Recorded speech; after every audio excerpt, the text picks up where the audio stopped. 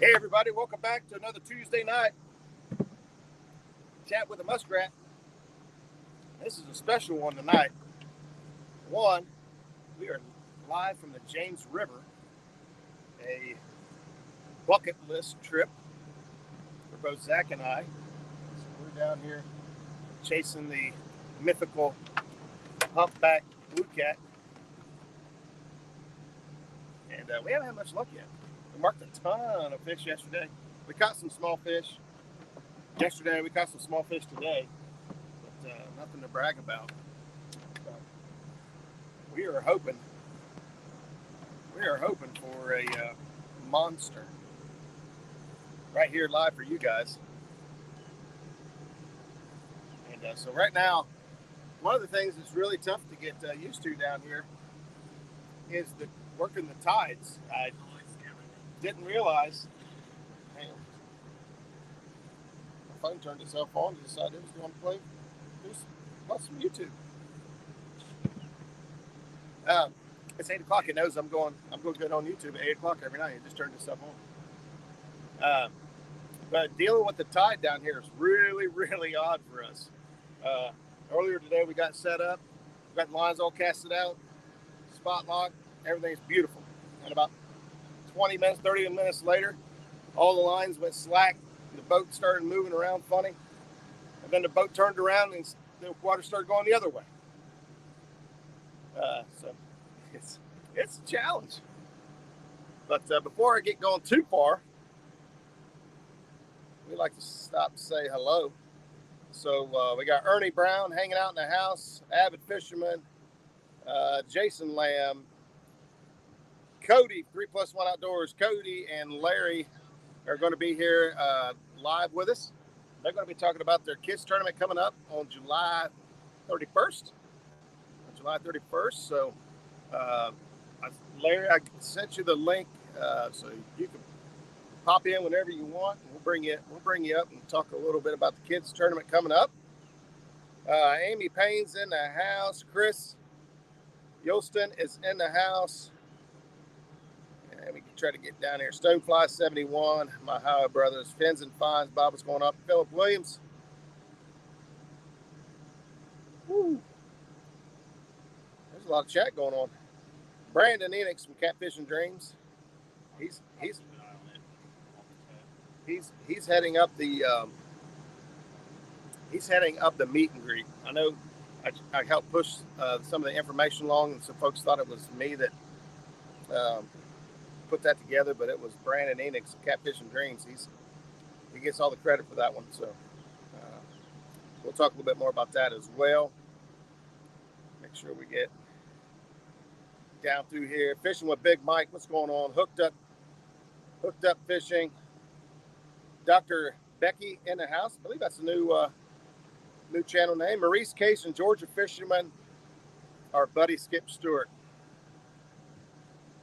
I got to be honest, Skip, we're kind of missing you pretty bad. Wish you could have made it, but couldn't, so we went anyway. Setting hooks across the ice. Thanks for stopping in. Justin's Fishing Fetish. I believe I'm catching up. Sogo's in the house. Sogo, another big supporter of my kids tournament. And I think I got everybody. If I didn't, it wasn't intentional. There's Elstan Perez, Mr. Chunky Cats himself, hanging out in the house. We're actually fairly close to closer than I've ever been to Elstan. We're over about 95 miles. 95 miles? I think. So if we go 95 miles an hour, we could be there in about an hour. It's almost worth it. Let's see. I think I got everybody. So we'll wait on Larry and Cody if they want to come on in. If you have trouble, send me a message. I'll send you another link. I believe Larry got the link before the show.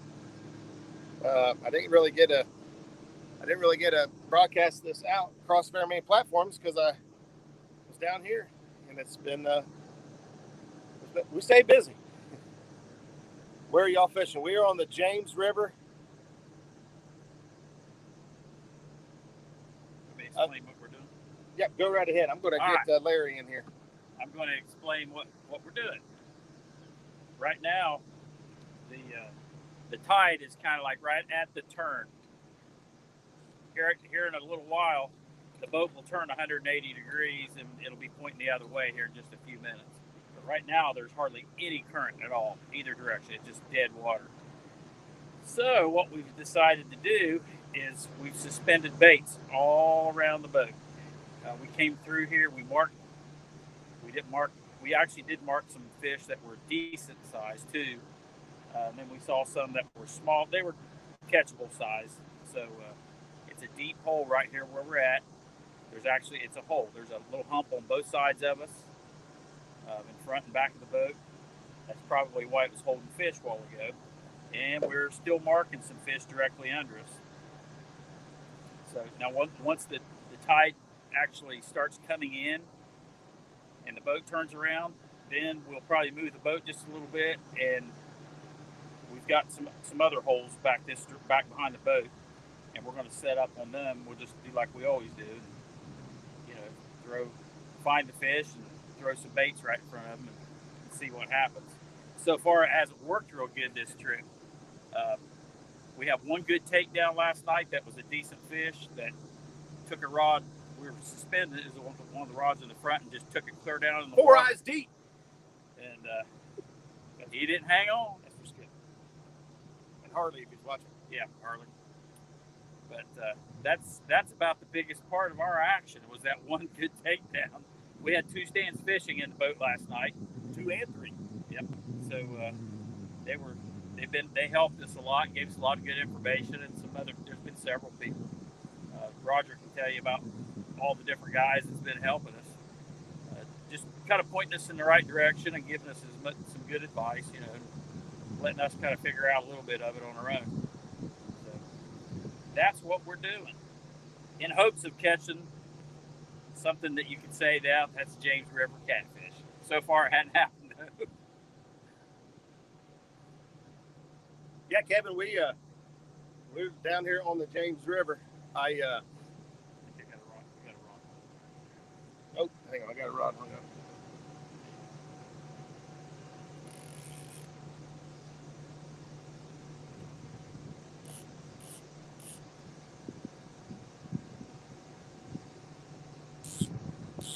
Well, we got one hung up here where we're at. There's a reason there's a hole here. It's got rocks all around it, and probably got hung up down there in a crack in the rocks or something. That's one thing we didn't expect to see down here. I didn't. There's so much rock down in this river. I see it's like bedrock, and it's just like 8 out in places. In the bends and stuff. It'll go from 4 foot to 40 foot just so quick. Just really steep drop-offs, rocks and cracks in them and stuff. You can see all that stuff. It's pretty cool. So we have had some. It's always fun to go out and explore and check out these new places and new situations and so forth. I think Roger has got that one finally broke loose.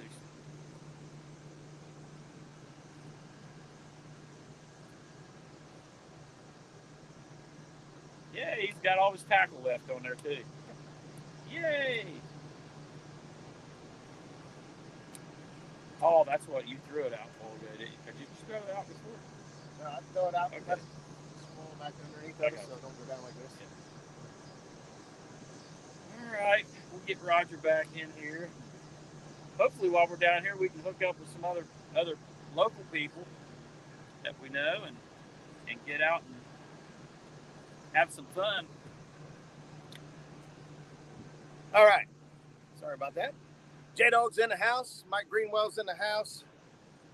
Kevin with Palmetto Cats. 2 stands. That's why I don't use braid in the James. Too much rock. I believe that, buddy. I believe that. Country Boy Catfishing.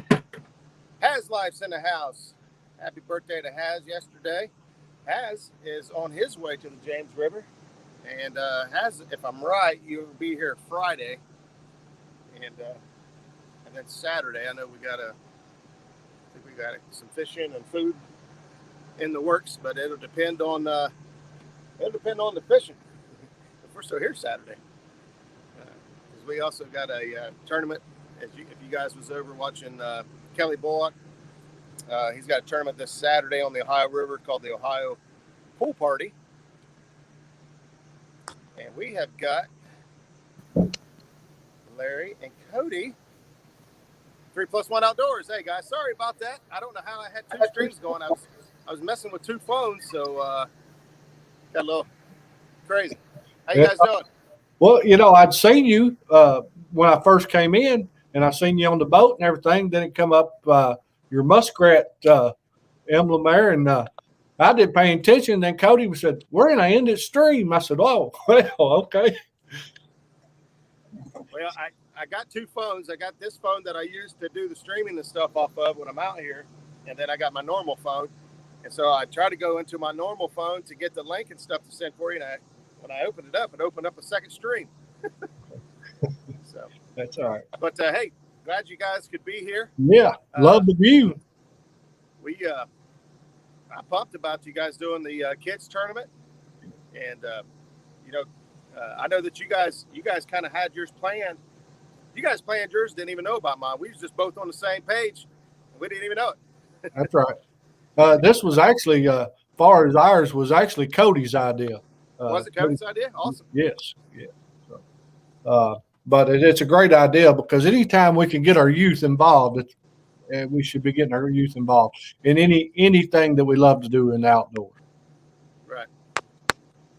Well, we won't waste much time. Why don't you guys give us a rundown of, first of all, how many kids do you have participating, and explain how, if anybody is interested in jumping in once they hear how this works, how they can get a hold of you and how they can get their kid in. I didn't get to count the exact number, but we have somewhere around 20 kids right now to be involved in it. And anyone that wants to be in it, just email us at 3+1outdoors@gmail.com, and we'll get them entered. We'll be sending out thumbnails to everybody next week sometime for it. And also, we're going to finish putting, together how we're going to give the prizes away. We just don't want to give them away as, like participation trophies, but we want to come up with unique ways to reward the kids and be able to reward them all. That's a great idea. That's a great idea.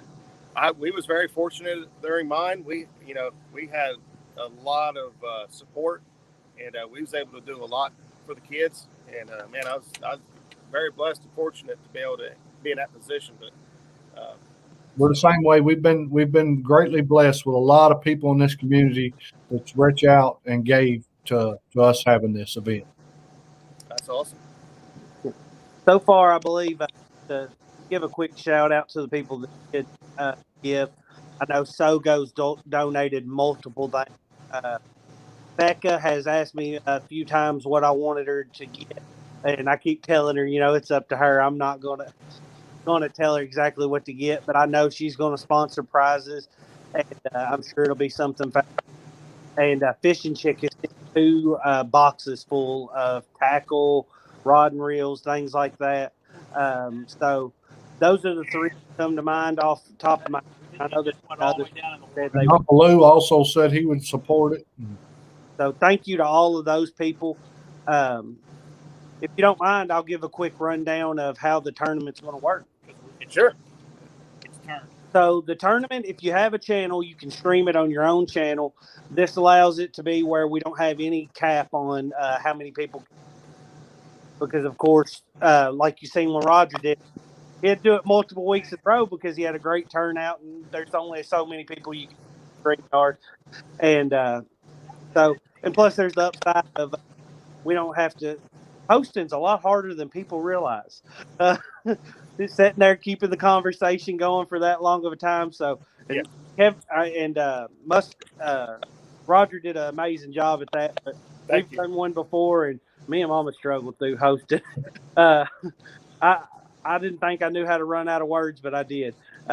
So it will be streamed on your own channel. If you don't have a channel, we will send a link out and we'll stream your part along with ours. That's not an issue at all.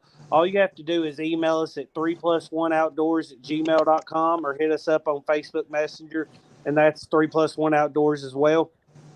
Get you entered. It's the 31st. I believe it's going to be 7 to 11. Daddy can correct me if I'm wrong on that. Correct. So should be long enough, but not too long, that the kids are going to get restless. And we're planning on having enough prizes that everybody participating should be able to get something. And we'll probably do like a pre-show the week before. If you want to jump in the pre-show, that'll be great. And then we'll figure out with everybody how they want to do the prizes. Come up with some unique awards, that allows us to, like Daddy said, not just participation trophies, because there's something every kid out there is going to win in, and we just think outside the box and come up with what that kid's going to do best at, because everybody's going to be better at something, and each kid's got their own talent. So we're going to do that, and then we'll do a post show, and we'll probably during the post, being that it's going to be streamed on multiple channels, we'll award gifts during the post show, because then we can get everybody together back on our channel and do it that way, since it is going to be streamed on multiple channels. So that's the gist of it. If anybody has any questions, all they have to do is hit us up through the same methods I said that you could message us to be involved. And if anybody wants to donate to anything, prizes for the kids, they can do the same there. So, but that's, I think, just the roundabout what all's going on with it. I believe Mama posted a little rule sheet in the short today on our YouTube page. The rules are basic. You have to catch it live on the live stream. Have the proof that the kid reeled it in. The kid can have any amount of help they want, 17 and under, so any age youth. And I see prizes for turtles. Hey, that's a great idea, and yeah, we'll probably have prizes for turtles. So we'll have multiple ways of giving away prizes, and this should be a great time. So I probably talked in circles there and didn't come out that fluidly, but we got it. It sounds good. I know it could look like I got ADD out here. We're on the water side. I tell you what, you're one of my bucket list places right now. Can't wait till I get the opportunity to go over there and fish. Yeah, that's exactly what we were doing. We couldn't wait to come down. We got an opportunity to go. Zach called me up and said, "You want to go to the James?" Yeah. Yeah. Yeah. When? Yeah, just tell me. I saw Dan Green Machine in here, and then 2 stands, and then 3 stands. Those guys there, as you guys know, they fish this area a lot, and they have gone above and beyond to try to help us just kind of get a general lay of the water down here, lay of the land, right. And they, just kind of point us in the right direction. The fishing part, we can do that. So these guys have been a big help. Like we said last night, we fished with stand 2 and stand 3 both last night, and it was fun. That's awesome. If you ever wonder what Stan's like in person, just watch a live feed. That's exactly what he's like in person. There's absolutely no change. That's awesome. Have they made break out the dock demons yet? Because I've been seeing fish they've been pulling in on dock demons. I was about ready to try to break one of these Uncle Lou's rods down and just fish with half of it. Get some duct tape it on. Yeah, that's what them dock demons look like. They look like somebody just took the top half of the rod off and attached a reel to it. There you go. There's a lot of recreation down here. I'll kind of show you this. We see a lot of this right here. Tubing out there. I got a whole boat full of kids and family. Looks like Hass's boat. Yeah, I guess that's, everywhere you go, summertime, you're going to have the pleasure boaters. They're out there to have fun just like we are. Yeah, absolutely. I'll be honest with you. There's some guys that'll there's some boats like that one. There ain't nothing they can do. You know, this is a narrow. I tell you what, the James is, all the areas we've been so far is way more narrow. Here we go. This wave's coming. It's way more narrow than I ever expected. He's surfing back here. So, is this your first time fishing a tidal river? Yes, first time on a tidal river. I heard people talk about the slack tide and this, that, and the other. Especially, watching L Stan's, all his live streams and stuff. And I just didn't know how big. I didn't pay attention to just how big it is. I mean, it's crazy. It could be a mile and a half, mile an hour current going that way up river, and then 3 hours it stalls out, starts going. Every 6 hours it drops or rises 6 feet. Oh, every wow! 6 hours. That's a yo-yo. Oh. It's crazy. Hey, earlier we was throwing the cast net. I caught a flounder. Really? Yeah. Now, he was only the size of my hand. Well, the palm of my hand at that. But we caught a flounder. Pretty. So it's brackish water, also. Yeah. Yeah, we're fishing for bluecats and sharks. Oh, that would be pretty cool. We'll take a Catch shark. bull shark. I caught my first shark back in, when was it? October? It was April. Yeah, we were there in October, but we were there April too. Surf fishing in Gulf Shores, and it was just a little guy, but I'm telling you, I was excited. It's just I'm from Kentucky, so really shark in, it seems like a huge thing to me. It was awesome. I'm sure those guys that live down there in the Gulf and live in these coastal towns, it's nothing big to them. But I mean, I was elated. I thought it was awesome. So, yeah, it's I've never caught a shark, so it's on my list of things to, we like the fish for the catfish, and our favorite's the flathead, apex predator, and you don't get much more bigger of an apex predator than a shark. Right. Yeah, I caught on the trip Cody's talking about. I actually caught 2 sharks. We got a video out with his shark, but we haven't ever put video out with 2 I caught. So I need to look back through our video, because I know we lost a lot of video. My wife had an accident with the MacBook and lost a lot of video content we had, and I don't know if that was part of it or not. So have you got any of those James River shad yet? Those big, huge shad we always. I think I just cut the last one up. Yeah, we have. Oh no, it's not very good. That's just the head, and we cut the head back, cut the meat out of it. But that's a good shad. Yeah, we caught some mondos yesterday. We used them right away. That one there was one left over. We didn't have much time. We fished this morning until it got hot and the bite just kind of calmed down. We used a gill net for the first time. Got you.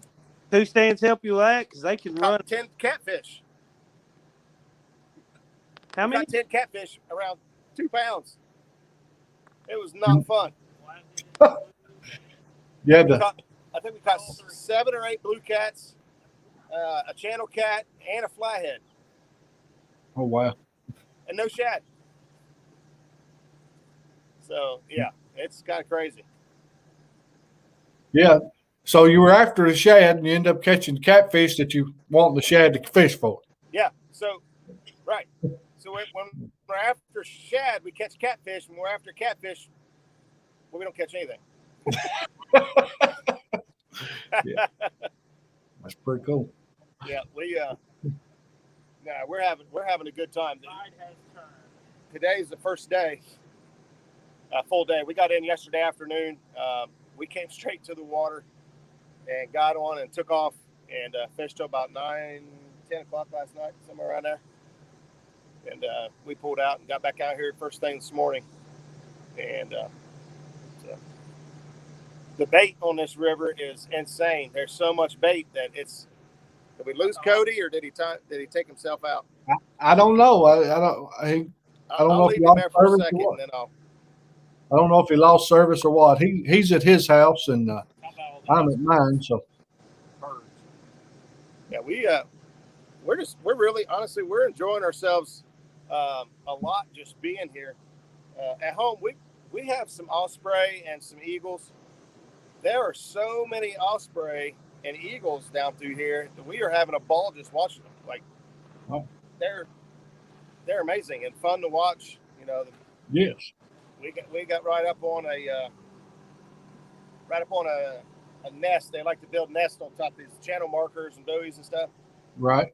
And we had like 5 or 6 of them circling around, freaking out because we was too close to their nest. Right. But it's something different down through here. We've only gone, how many miles do you think? 10? Barely. I don't even know if we went 10. I don't even know if we've looked at 10 miles of this river yet, and it is insane, crazy the ledges that are in here.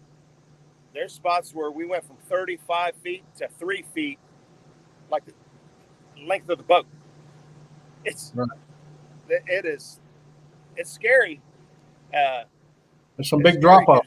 You never know when you're going to run up on something, but if you stay in the channel and you know watch your marker buoys and stuff, you're all right. But when you start exploring off in them coves and other little whoop-de-doos and stuff that are down here, you got to have some wit about you. Right.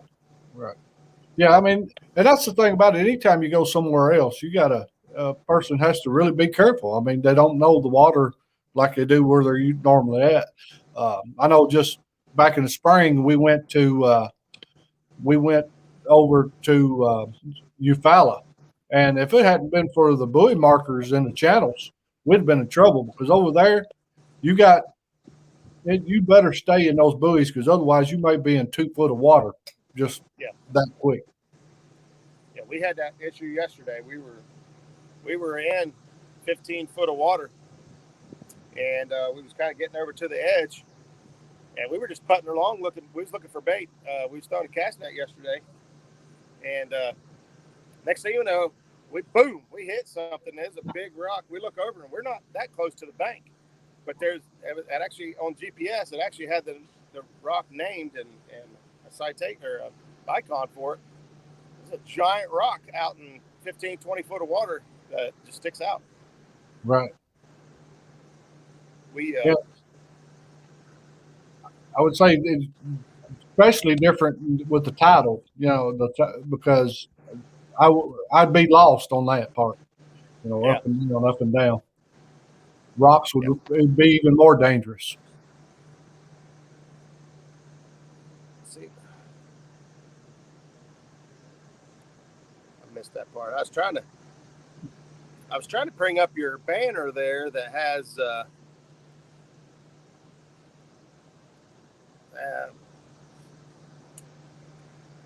anyway, the banner that you sent to me. I was going to pull it up on the screen here. Yeah, it's kind of hard to do on the phone. But anyway, yeah. So I have it where I can get to it quickly. Yeah, I was going to have you kind of go over that. Some of the rules and stuff. Yeah. So today we put out a short video with this Future of Fishing Kids Catfish Derby, the rules.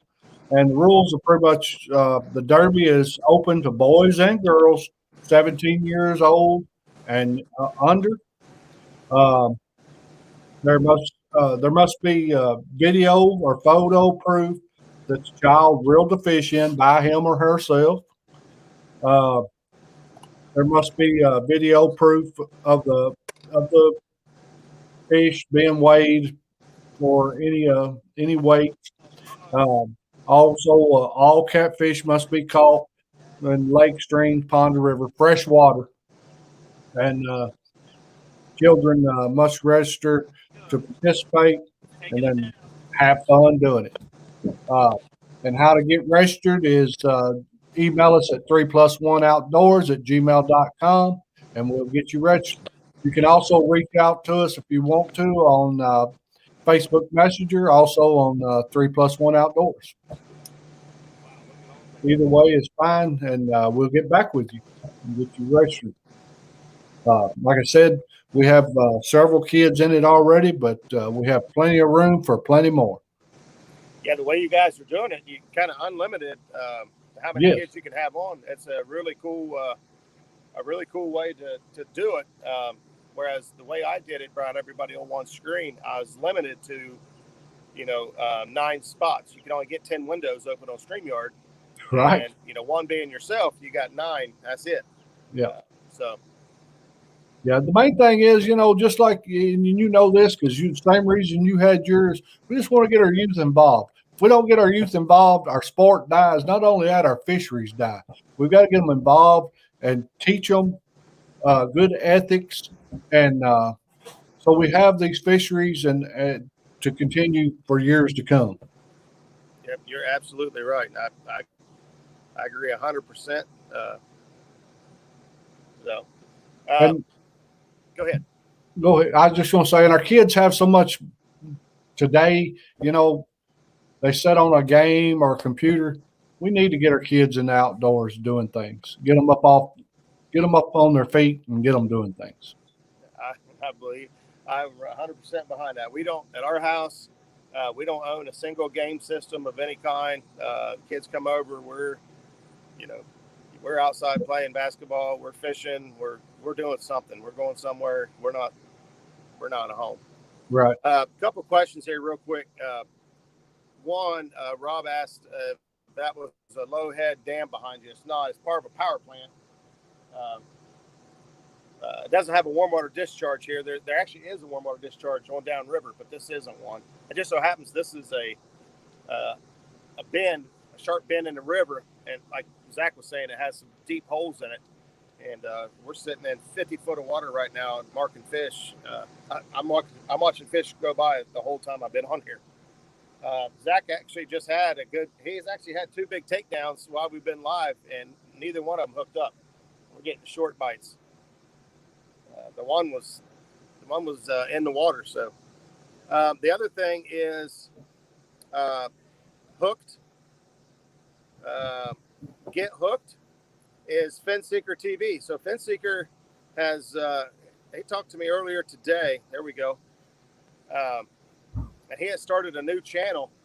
He's started kayak fishing, and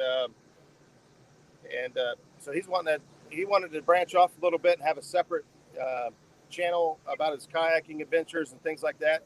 So if you already are subscribed to FinSeeker TV, same folks, hop over and check out that link there. Thank you, Kevin, for posting it.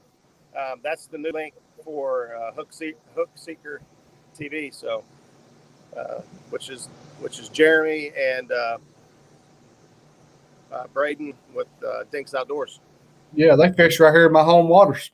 Do they? Yes. Brian B, what's up, buddy? Yes, they live. They live just at the very end of the lake here, Beaver Creek area, and I live at the Port Oliver area. So yeah, we both live here on the same lake.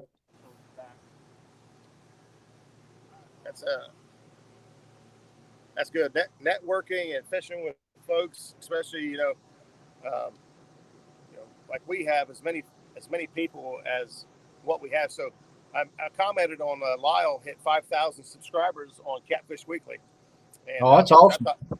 Which is awesome. I thought he was at like 10,000 because that show deserves that type of support. And if you just think about how many of us found each other, that was the original weekly show. Now we've got shows every night of the week. But the original, Catfish show of the week was Catfish Weekly. And that's how several of us found each other through that platform. So, Skip is here in chat, and that's Skip and I found each other through Catfish Weekly. I might have been Chris Souders as well. He was doing Tackle Talk Tuesdays every Tuesday night. But so many of us have been able to collaborate and build and grow as channels. And I think, you know, well, for me, I know a ton of it has come from Catfish Weekly. Yes. Seeing these names and seeing these people, it's like, I'm not alone. There's all kinds of people that like catfishing as much as we do. That's right. This is awesome. It's like, you don't have to be lonely at catfishonly.com. Hey, what you can start get a new business started there. Yeah. I don't know if anybody wants to join a dating site that's called Catfish, because that's Right. already been done. Crazy, Yeah. crazy people. Yes. But no, we I love being able to travel around and run into people. I don't get to do it as much as I'd like to. No. That's, like I said, that's one of the things that's real cool about our area. Brandon put together this meet and greet down in Rocky Fork on July 24th. And it started out as just, you know, looks like a handful of us was going to get together, and it's blowing up into a big deal. And I love it. I think it's awesome. Last I heard, I think Mark and Catfish and Crappie is going to drive all the way down for this thing. And that's, I mean, for us, that's a big deal. That's Mark, Catfish and Crappie. Yeah. Yeah. He's famous.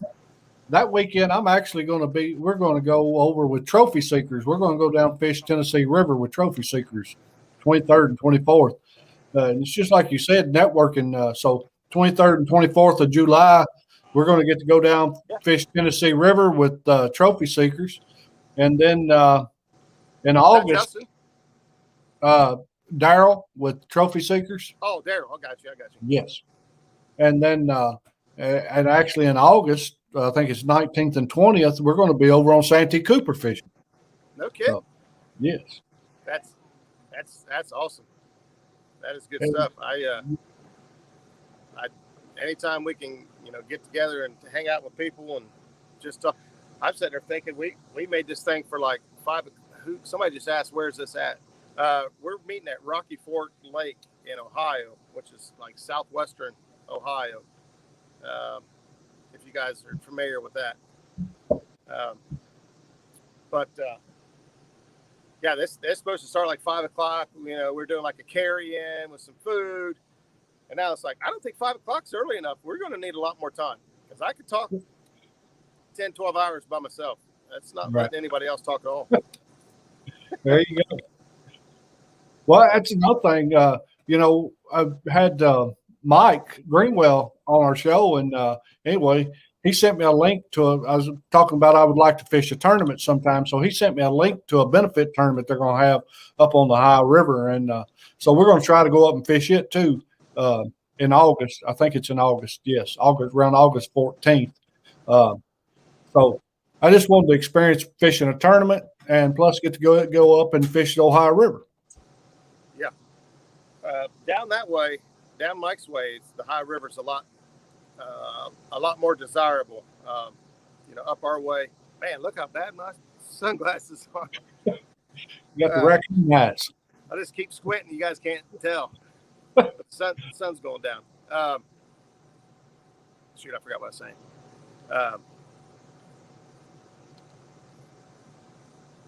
I missed what I was saying. I saw a squirrel run across the bank there. Yeah. Done. Anyway, over there in hooks and hammocks. Matt want to be outdoors. Polar bear. The Chad's in the house. Man, I can't. Hey, check out them orange Uncle Lou's rods. Those are bright. You guys, I'm telling you. Those are nice colors.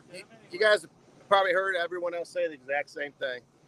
These orange Uncle Lou rods, I don't care what pictures you take or what videos you've seen, they are not as bright. Or they are twice as bright as what they look like on here. They got a battery in them or something.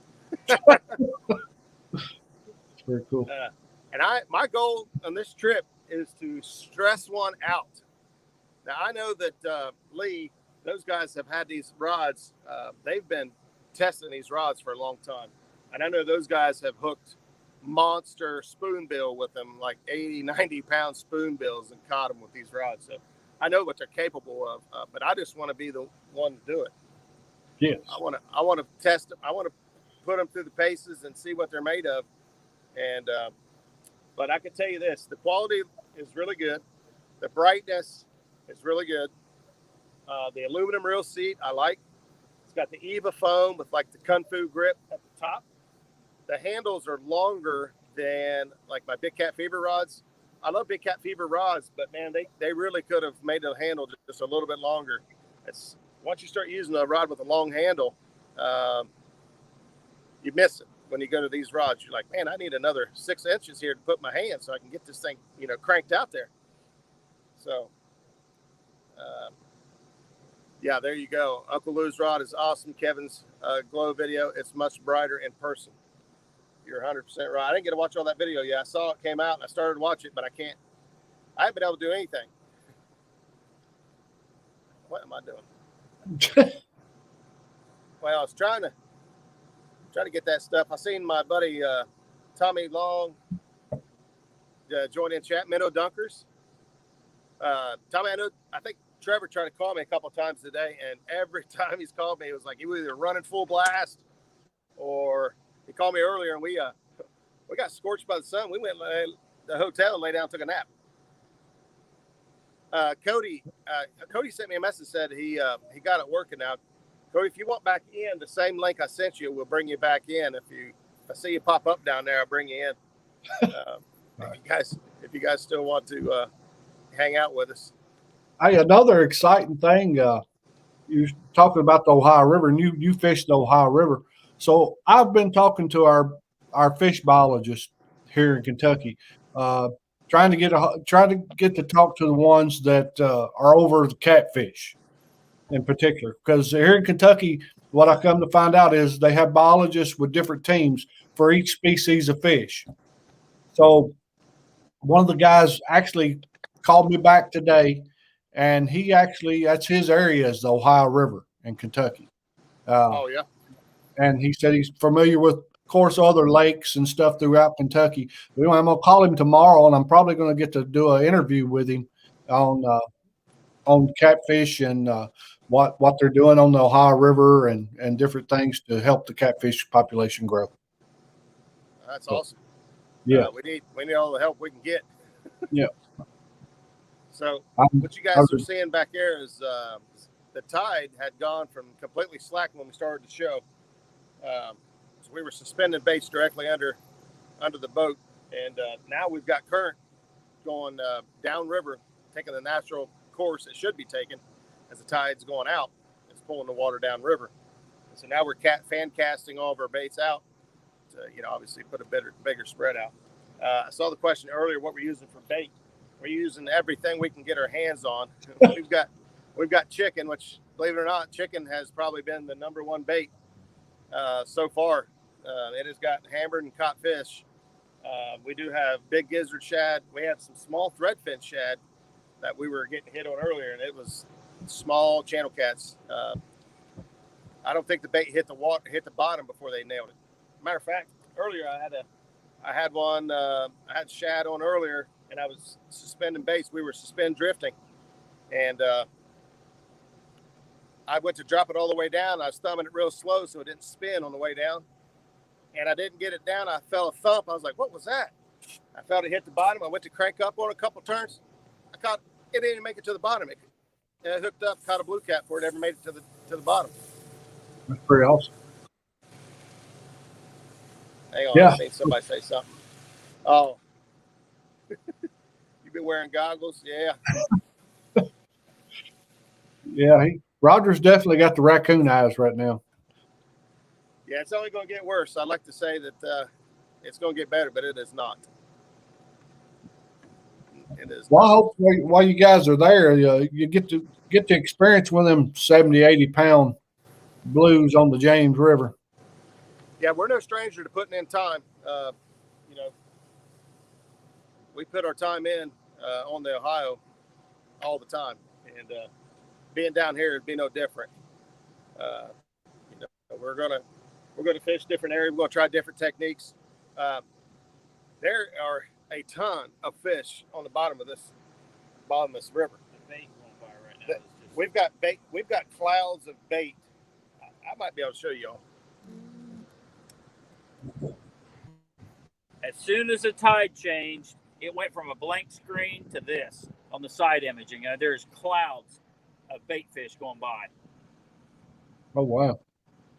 Yeah. And every once So in you a know- while, you'll see something like this, some bigger ones mixed in with them. Yeah. So yeah, if you guys can you can see the clouds there coming in on the side scan. That's It didn't look anything like that at slack tide. at slack tide. None of that was there. And now that the tide has changed and it's moving, sorry about all the shakiness, but now that it's moving, we've got bait all over the place. You know, that's got to trigger the bite. It's got to trigger the fish to feed when the bait fish just start moving like that. Yeah, we well, the thing is like a lot of the areas we fished so far, like the bottom 5 feet it looks like nothing but bottom 5 feet looks like nothing but bait fish or small fish. After we caught those channel casts today, or blues, stand 3, I seen him just pop through chat. Someone rang the dinner bell. That's right. Stand 3, I gave your gill net a go today, set it up on a bank, and it was shallow, which is weird because the water temperature has been 88, 89 degrees. And I set this gill net up in like 3 to 4 foot of water and stretched it out. And we just left it there and went out and fished. We see some big trees in the water, and we was like, man, that's got to hold some fish or flatheads or something. That's where we got tore up by channel cats. But we fished it for about a half an hour and went back and checked the gill nets, and we had about 10 catfish in it, like 8 blues, a channel, and a flathead. We're like, what in the world? No shad whatsoever. We're like, why are these fish, and they're small, they were all 2 pounds or less. Well, why are these fish all, I gotta show you guys this. Why are these fish all in 3 to 5 foot of water? What do you guys think about that bait moving through? You guys see that? Yes. Isn't that crazy? We're in 50 foot of water, and there's just bait, just nonstop moving through. Nonstop. Sorry, that gets me excited. I get pumped up. Yeah, I would be. I'd be excited too. Time on the water. The bite should start any minute as the water moves. So does the fish. That's 100% right, Stan. We've experienced a lot of short bites and misses. Kind of crazy. Macamurlos in a house. Those cats were there to eat your shad. That's right. Well, they're shad. They might be white perch too. We've caught some white perch down here. That's a new species for us. We've never caught white perch before. At least I haven't. Not that I know of. So we catch white perch in the cast net stuff often while we're throwing for shad. So you allowed to use those for bait? White perch, I think. Yeah, I think we're allowed to use white perch. I don't know. The rules, everywhere you go, the bait rules. We've been suspending a rod with a small hook, and we've been taking chunks of chicken and suspending the rod underneath the boat to catch the perch that way. Gotcha. As well. So it's all the perch we've caught with rod and reel. Jerry Parker's in the house. I know I missed you earlier. Ozark, what's going on, fellas? Thank you guys for stopping in and hanging out with us. It's a hot, sticky, muggy. It did cool down a lot from earlier, but it's still pretty hot and sticky out here.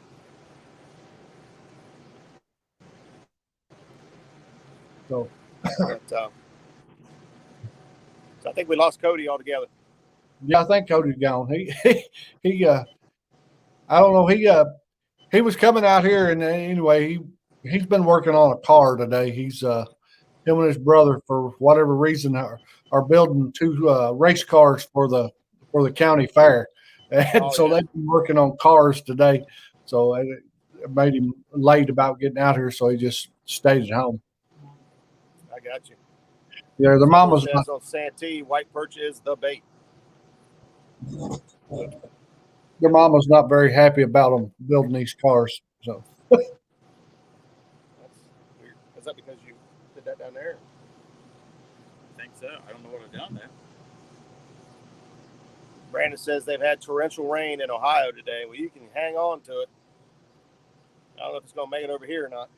We've had rain. We've had rain, some rain, about all week here in Kentucky, where I live, southern Kentucky. We've had rain about every day this week, but we needed it. It's been dry. Josh, want to know what kind of chicken we're using? What flavor? Chicken. Chicken flavor. Chicken flavor chicken. Now, we normally put some anise on it or something, but the plain chickens, it seems to do the trick too. So we just went au naturel, if you consider chicken au naturel in the water, but I don't know.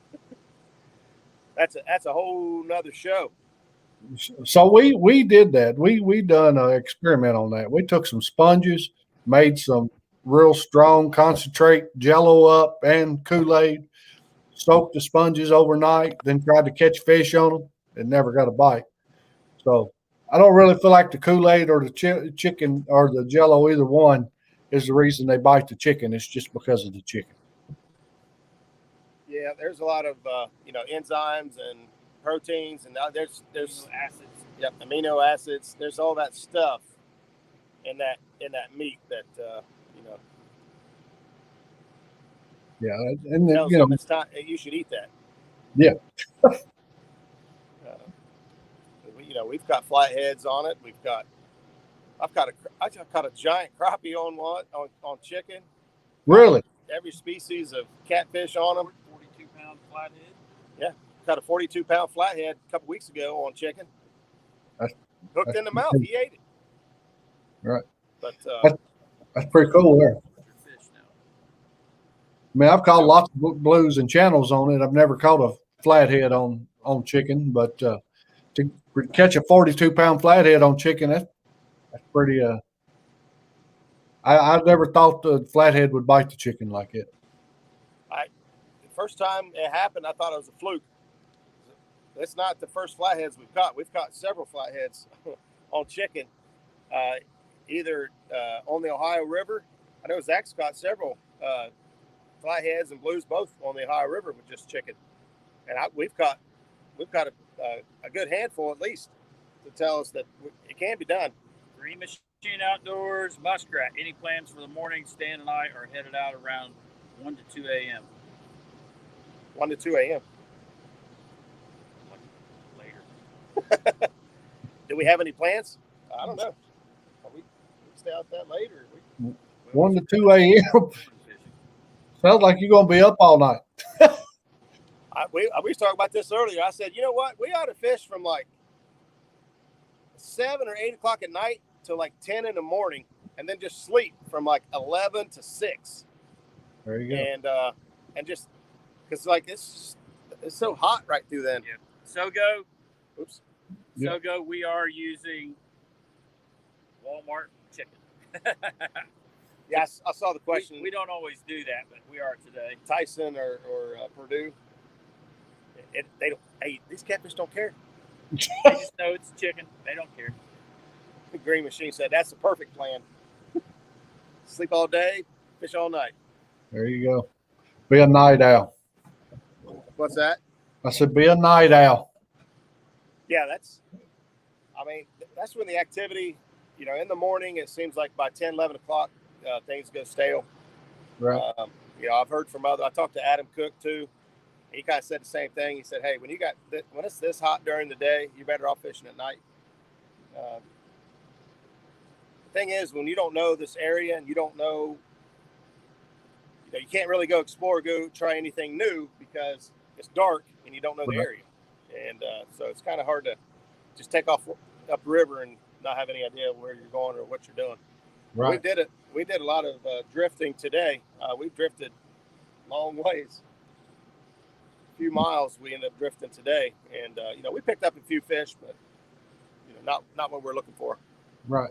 Green Machine said, we will show you around. Dad, are you guys coming out? Are you bringing your boat out? I didn't get the plan. Sound like you're getting ready to get set up.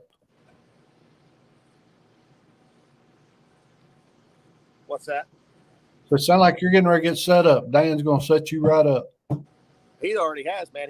He drew me maps and circled stuff and sent me screenshots. And Dan's the real deal. He hooked us up. Awesome. And then That's a great thing. Like you said, this networking and meeting different people through YouTube and going and fishing their waters, and them, going above and beyond to show you where to fish and help you find fish. There's no other group that I think goes like this catfishing group does with things like that to help the other people out. It's pretty awesome. Hey, fishing chick. Sean T. Fishing Chick, thanks for stopping in. I agree with that statement 100% there, Larry. We talk about it, and from a lot of us that are close, we've talked about it on sidebar conversations and through text or phone calls. But the people we meet and the support you see in the catfish community, I just don't think it happens in any other fishing. I just don't. No, we're definitely not. And I'm sure there are good things that go on in other fishing as well. But I think, like, as a whole, the catfish community is always there to help each other out. Here comes somebody flying up the river with 0 lights on. And I know it. Huh? Yeah, I say it all the time. Catfish community. It's not just community. It's family. People. Yeah. It's family. And just like going, I've not went to the CatCon yet, but I'm going in February. But we went up to Catapalooza this time, and got to meet several different people, and everybody was just awesome when you met them. How friendly they were, and everybody I've met through doing this has been great. Nothing, no negativity whatsoever. Everything's been great. Yeah. When you go to the big event, like the Catfish Conference and some of those other big events, the Catapalooza now underway, it's like a family reunion. It's not like, a lot of us get some FaceTime, right? So we're on the camera. We got a rod down. Oh, we got a rod going down. Get him. There. Uh-oh. I thought he was coming at me. Hit the rod real hard, and then it went slack. We thought he was coming towards us. John Patrick Jr., JP3. See, that's another cool thing there. I love when I see, husband and wife, father and son, grandfather. There's a lot of family in these streams. Right. I see Clearview Outdoors there. The kids tournament. One of my favorite parts of that tournament was he took his 2 granddaughters out who had never caught a catfish before that day, and caught quite a few fish, actually. That's awesome. Did really well, and it was the first time they ever caught a catfish, and we have it all on video now. Right. And they can go back and relive that moment, and he can go back and cherish those moments. I know in the moment he's busy and hectic, but now he can go back and watch it, and it's there forever. That's the kind of stuff that makes it all worth it when you get memories and footage to go back on. And it's exactly why we wanted to do the kids, just like you wanted to do the kids tournament, the kids derby, is to get our youth involved. Absolutely. Uncle Jeep's in the house. There's Epic Catfish, Mr. Tim Scott. Tim, we have made it to the James River. We are fishing, where are we at? Dutch Gap. We're fishing Dutch Gap boat landing right now. We're going to probably venture down to Hopewell and check that area out as well. They say the farther you go down, the bigger the fish go. But we'd be happy with these 30 and 50s and 60 pounders that that Stan and 2 and Stan 3 and Dan and all these other guys up in here catch. We'd be happy with any of those. Yeah. But yeah, we plan on doing some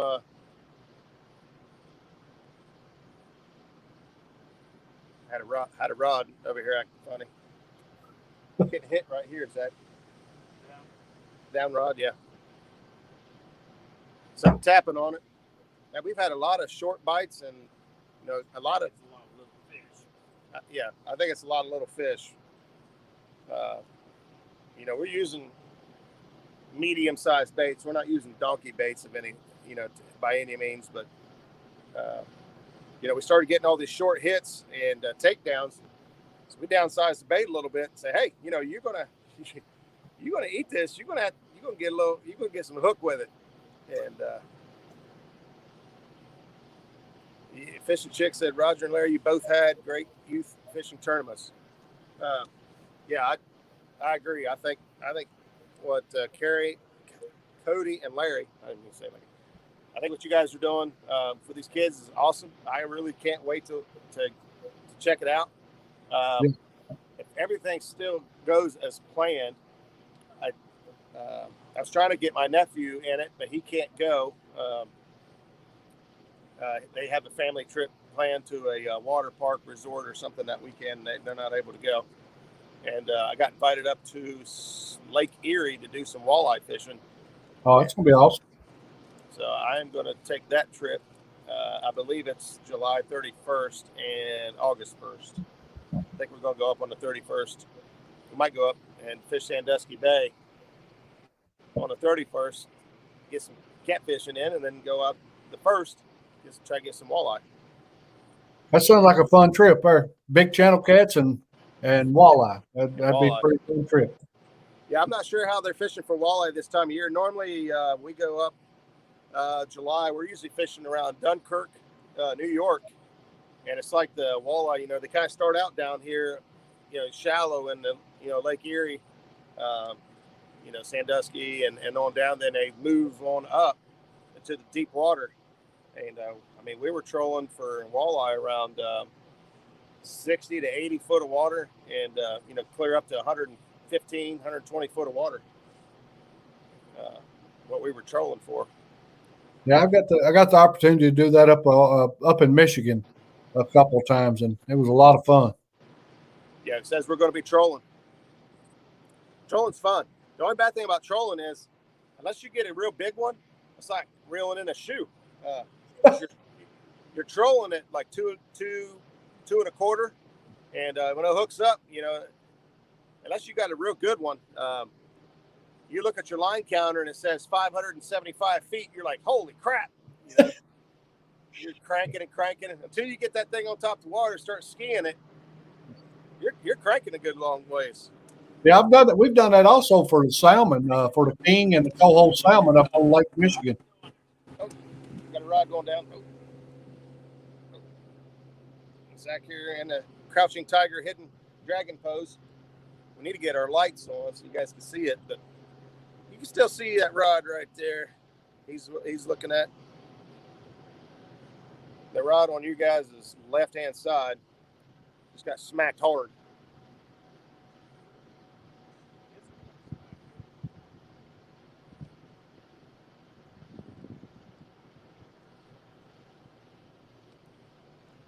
There's been a whole bunch of that. I think it's just that time of year. July. I don't know. Something about July. You get a lot of short strikes in July. I don't know if it's the heat or what it is, but it seems like for me, even here local, I get a lot of short strikes in July.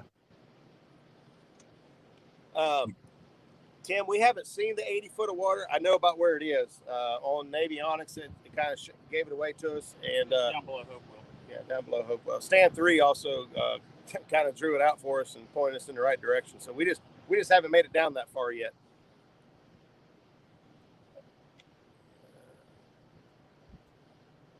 Trolling bigger fish in the summer. There we go. We was up there when we was up last July or August. Oh yeah, there it goes. Stand 3 tool. We caught a 9.5 pound walleye. That's a big one. That's a big walleye. Yeah. Big walleye. Yeah, he probably should have had it mounted, but we ate it. Those things are delicious. They are delicious. They are. And the thing is, they're not like most fish. It don't seem like anyway. Where when they get big like that, they don't taste very good. So even when they get big like that, they still taste good. Yeah, walleye's the best fish I've ever eaten. Yeah, walleye is very, very good. Yeah. And the pike are good. I still like my crappie and bluegill, but walleye are really good. I like almost all fish. Yeah. Yeah, well, my wife's over here hollering redfish. She's done getting in the ocean on me. Redfish? Yeah, she likes the red drum. There you go. They are good. It's suspended up on the bottom. I've got a dropper on this. And I've had two Suspended? Well, that one rod has a huge long leader on it, and it's got a big float on it suspended. I don't have this is a swing rod. Oh. Let me get out of the way. See, I was going to go up. Garth Brooks tickets, trumpet. Yeah, I think if we had concert tickets, whatever fishing trip I had, my wife would cancel the fishing trip. So. I don't know. I think I'd rather go fishing. Yeah, me too. But if mama ain't happy, ain't nobody happy. So that is correct. That is correct. You gotta do what you gotta do. Got an 8-pound walleye Friday. He smoked a cut bluegill head. There you go. Nice. I've seen lots of different fish come out here. I've seen big, bowfin come out of here. Like I said, we caught a flounder today. Yeah, that's pretty wild. Dude. I'll post pictures up on the Muskrat page tonight or tomorrow. But yeah, it was kind of crazy. Let's see. Yeah, I've never caught a flounder even where I'm supposed to catch them. Plus, yeah. So. Yeah, and this was not on the main river. This was up in a little tributary off to the side. Right. It was up there throwing for. It would be fun to catch one though. Tommy says 24th at Rocky, August 1st Erie. You're off that whole week. Oh man, that sounds good. We might have to sneak out and get some more fishing in somewhere. Back in Florida, I'd fish like every day. Oh yeah. I gotta get my boat straightened out first. You know, the guys that get to do it for a living, that actually get to do it for a living, they just don't know how blessed they are. But I'm sure to them it's just work. Yeah. Yeah, there's some out there that do it, that do it for a living, and they still keep the right mindset. I've seen Adam Cook post something there on Facebook, and the topic was is that, a lot of the catfish community, or a lot of, catfish around the country, if it ain't 40, 50 pounds or 60 pounds, whatever, it's not a good fish. And, some guys get on there and they post like a 20 or 25 pound fish, and they're proud of it. That's their trophy. Like, that's the biggest fish they've ever caught in their life. And they're thrilled.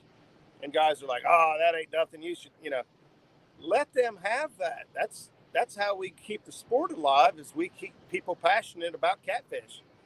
Hey, when I go, I don't care what. If I'm catching dinks, I'm happy. If I'm catching fish, I'm happy. Yeah. And we Zach and I took a fella out. Well, you guys know Matt Baker, the knife maker. He, he don't get to fish a whole lot. And so last time I took him out, the first fish he caught was his new PB. It was 18.5. And we took him out last week. The first fish he caught, 21. So he got a new PB. And it's just, it's 21 pounds to most of us that fish a lot. It's not a big deal. But, I get excited. Hey, 20 pounds. I'll take Zach, we're high-fiving, fist bumping on the boat. We act like little kids. Yeah, I'll take a 20-pound fish any day of the week. Yeah, absolutely. Fish anytime. But, for guys to make rude comments and talk about that ain't nothing or whatever, this people just don't think. Well, be the guy. I guess what my message here is don't be afraid to be the guy to speak up for that guy. If you see somebody bashing somebody, you know, everybody's got a different personality. It may not be in your comfort zone to speak up and say anything, but, you know, I don't hold my tongue a lot, but, you know, I'd add my 2 cents and say, you know, hey, you know, way to go. You know, that's a trophy. You know, that's good. Yep. As long as you didn't catch it out of a pay lake. Yeah. That's a big debate too. Whew. Right there, Stan. That's the right there should be the quote. That needs to go on a shirt. It's not the size of the fish; it's the size of the excitement they bring you.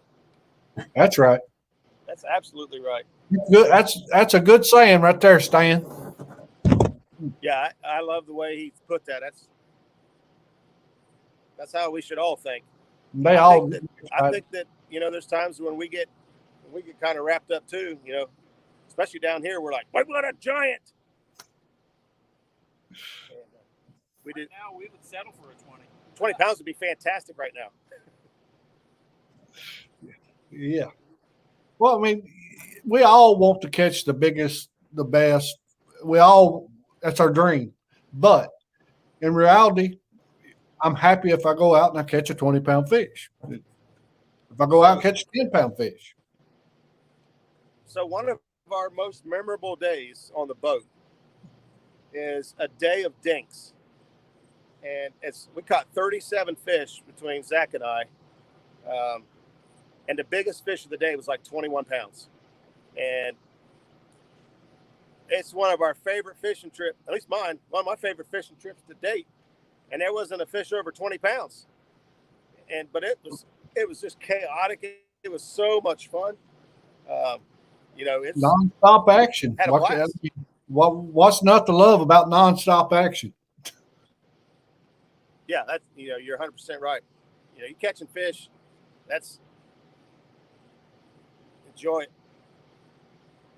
Sometimes we got to remind ourselves to slow down and enjoy the fight. You know, a lot of people get in a big hurry.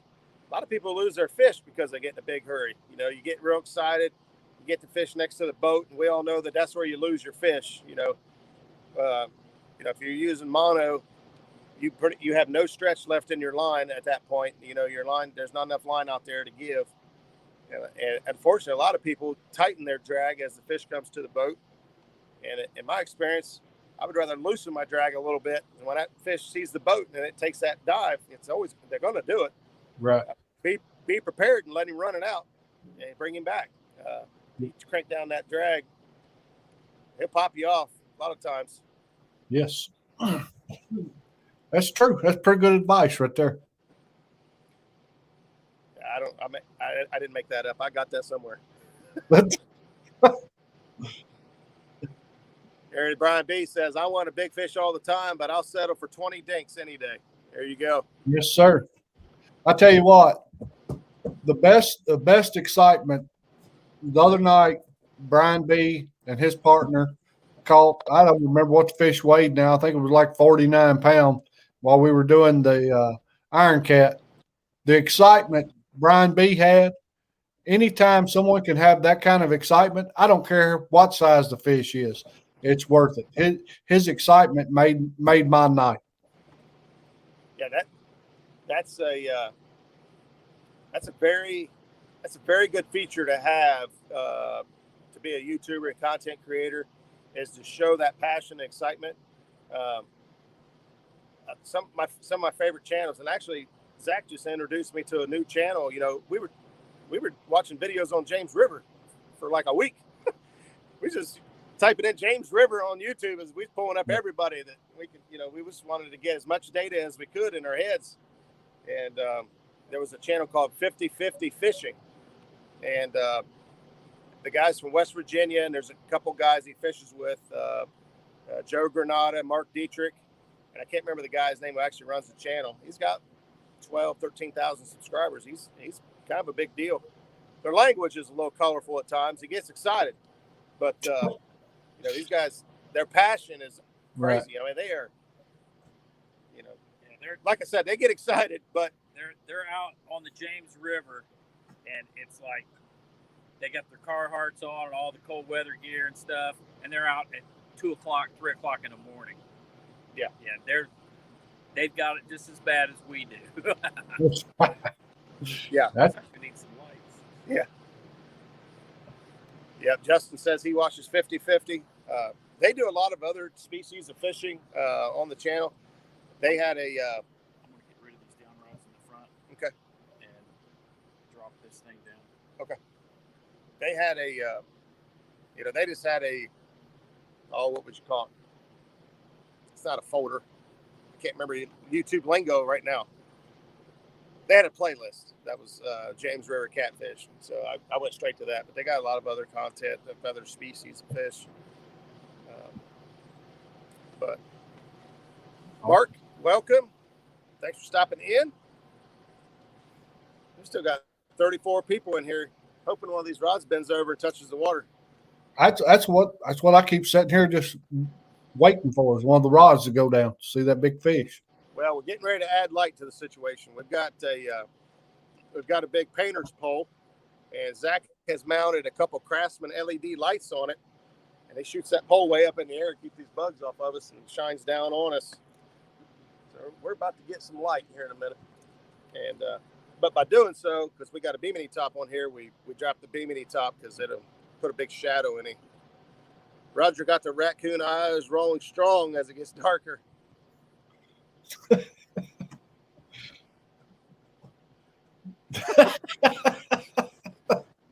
Oh, Tim man. says he watches 50/50 as well. Like I said, I went through some of their catfish videos, and the first thing that gets me, that videography is really good. He's got a drone and stuff, and I love that. When somebody puts that much time and effort into production, that's impressive. Regardless to me, just being a content creator, you watch for weird stuff like that. Just angles and transitions, and you just try to make yourself better. So the videography is really good, but their passion is the first thing that I take away.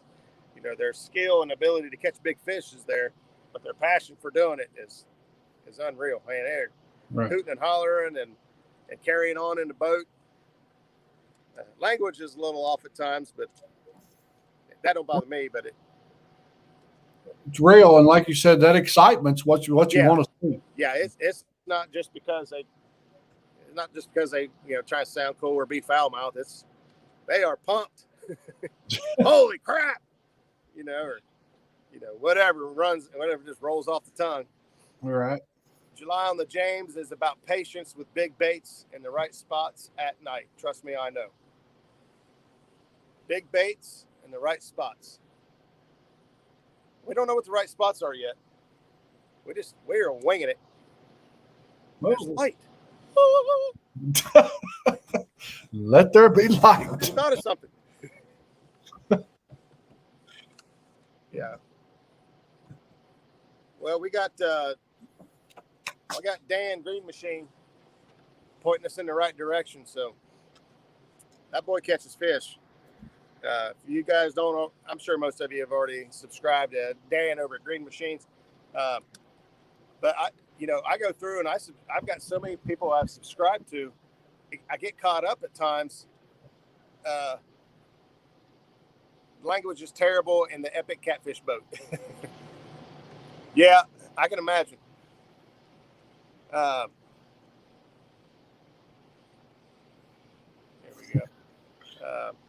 But anyway, we're piecing together parts of the puzzle. Dan's giving us a lot of info. Stan 3 left his gill net on the boat. He said, "Here, use this." I didn't know how to use a gill net. We know how to use it to catch catfish, apparently. Well, yeah, if we need eater catfish, that thing is awesome. The police found me. Is there more police up here? Oh, maybe he thought it was joking about maybe a spotlight coming down. The police found me. And last night we come up here and there was cops all over the dock. Somebody ran into somebody with a, thank you, Sogo, ran into somebody with a jet ski crash out here. Oh, wow. Let's see. All right, Paris, thanks for stopping in, buddy. Appreciate it. Hanging out with us. Yeah.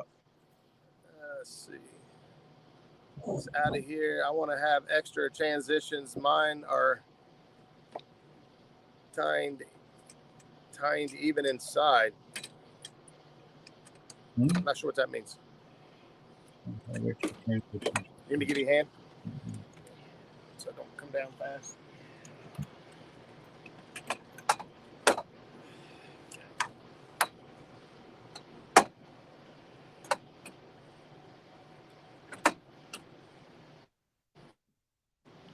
So Now we got light on stuff.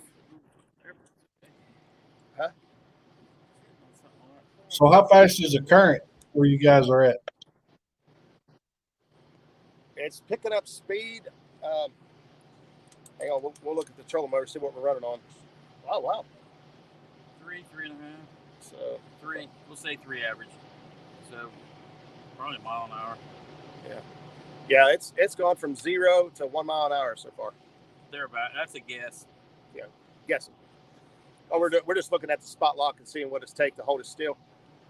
Right. Based off experience, it looks like around a mile an hour. A few hours ago, it was going that way, a mile an hour. Then it stopped. It goes this way. It's hard. These guys kind of taught us how to read the title apps. You know, how to see what time they'll be coming in, going out. You know, and all that stuff as far as, you know, slack tides. Right. Slack tides, we want to just start dragging, but it doesn't seem like it stays slack for very long. I thought slack tide lasted, you know, half an hour to an hour, you know, well, at least an hour I would expect, but it don't. It seems like it's like 30 minutes and it's already changed direction. Oh, wow. So how many times a day does the tide change? What is it? I'm sorry. I was reading the epics. How many times a day does the tide change? Every 6 hours. Every 6 hours. Yeah, every 6 hours. So if the water's, if it's incoming tide, the river goes up like 6 feet, and then it changes in 6 hours. It goes down 6 feet. It's crazy. From the high tide. From the high tide, it's 3 foot up, and then back down to normal, and then 3 foot low. So it's a 6 foot swing. Gotcha. So like when we came, we came down to the boat ramp yesterday. You know, the dock. I had to climb down a ladder to get onto the boat. You know, 5 foot at least. When we came back, the water was up level with the dock. Like, it came up 5 feet. You know, at home that means run. Yeah, we're getting blown out, but here that happens every 6 hours. Okay. Yeah, 24-hour period. You're right. Dan's Creations in there. Dan, thanks for stopping in. I seen you earlier and forgot to holler you out. Also, Dan's Creation was got the trophy for the kids tournament. I'm not sure. I haven't heard from you, Dan, where we're at on that. I'm expecting. I won't say I'm expecting anything. I see. Rod down. Oh, rod down. Oh, are you kidding me? It's slow too. Well, it took that rod down slow and steady, and then just hammered, and nobody home. Yeah, he's still messing with it. Still got a hold of it. He's still on it. He's still on it. Pulling. Crank down. Fish on. There you go. That's what I've been waiting on. Fish on. Hey, I'm going to go solo here for Zach and all right. See if we can't see what we got. It ain't. Said he ain't big. He's acting big here first one. Yeah. Oh, he just changed his mind. I heard him back there splashing. We need a net. I'm going to get it this case. Come on, buddy. Huh? I don't know, man. That splashing looks big. I thought he was big, a little big. thought it was just a little fella. And I wondered.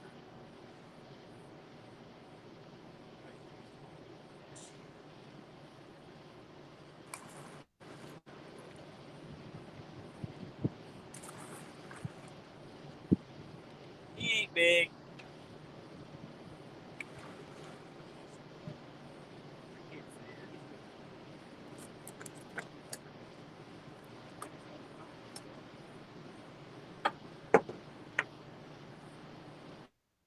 Well, he ain't great big. Holy cow, look at the screen. Was it? We've got bait. I mean, I don't know how we can catch anything with this much bait in the water, to be honest. Turn this thing a little bit. You know what it was caught on? It was caught on chicken. Unfortunately, it's the biggest fish of the trip so far.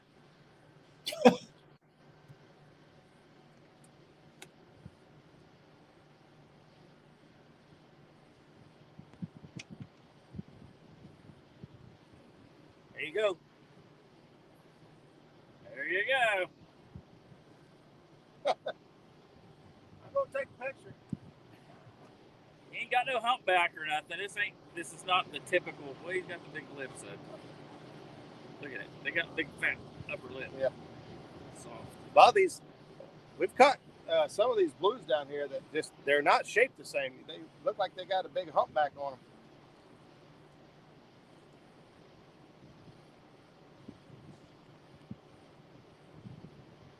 Got it.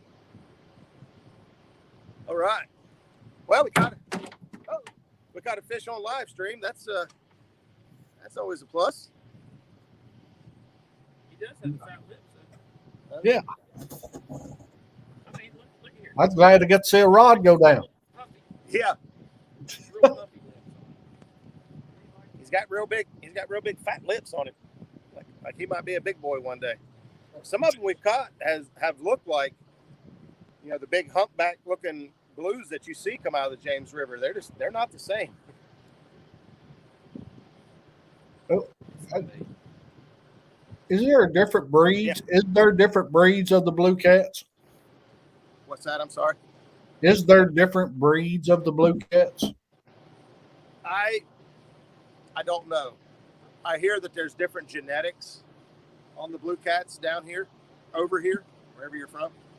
DNA's changed because of the. Yeah, I believe Tim's talked about these blues down here having a different DNA than you know, most of the fish in the country. Or something's different about these fish in general. Right. But I couldn't speak to it, to be honest about it. I'm not sure. Well, that'd be one of the questions I'm gonna ask the fish biologist when I get to interview. Yeah, that's a good one to know. Get out the way here. Well, Larry, if you've got to go, I don't want to keep you. I just realize it's 9:30. Yeah. I just want to say again, thank you for having us on. Our kids' derby is going to be on July 31st. It'll be from 7 in the morning to 11 in the morning.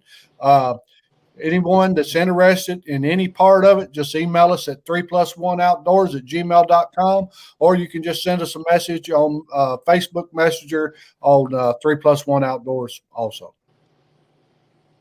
Larry, I hope it goes 10 times bigger and better than mine. Get these kids out there and get them excited. I'll be honest with you, the feedback I got after the tournament, not only from the kids' parents, viewers, it was humbling. So it was awesome. I wish you all the success. If you need anything or have any questions, or if I can help you in any way, don't hesitate to holler at me. I know you guys are pretty good when it comes to technical stuff, but if I can help you somehow, I'm more than happy to do it. No, we will definitely. We may be reaching out to you. Believe me. But no problem, man. Yes, thank you. And if it goes better than yours, I could never dream of that. But I just hope it goes well, and that the kids enjoy themselves.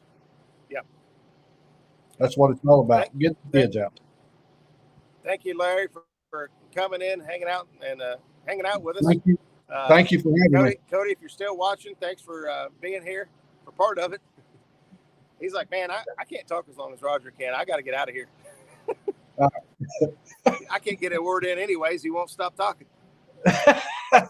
I think he was having internet problems, but yeah, anyway. He messaged me on the side there, said he was having issues. But we're going to stay live here for a little bit, see if we can't put another fish or two in the boat. But Larry, thanks for stopping in. Like I said, if you need anything, just let me know.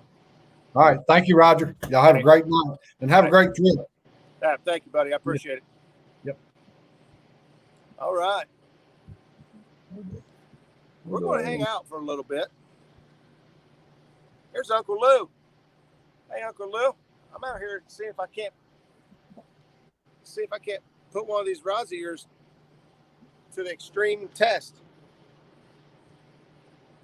So we got the Uncle Lou's rods back over here. You can't miss the Uncle Lou's. Well, it's I guess it is kind of dark over this way. I can see him. That's all I see him really well. Yeah. Lee Reed's in the house. Let's see. I seen Tim kind of trying to explain what's going on here with these fish. James says those blues have pharmaceutical differamism. I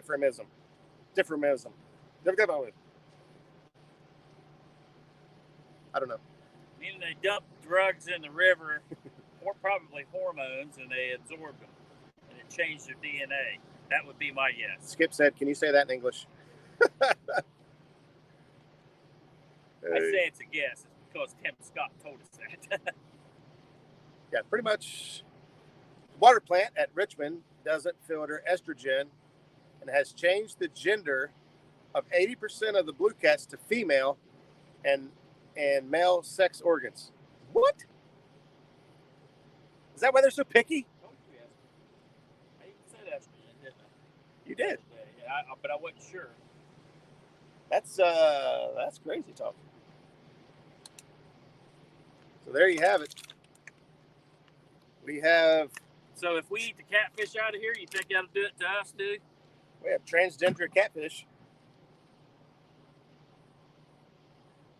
coupled with an abundance of huge bait fish, slow deep water, and presence of high concentrations of waterborne estrogen. Creates an obese-looking blue with a high back. That's exactly what we've noticed.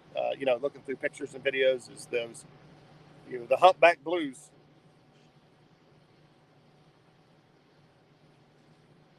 What do you say? Roger needs to get them excited or what? I don't know how to get them. Oh, I need to get the females excited. And a whole lot I can do there.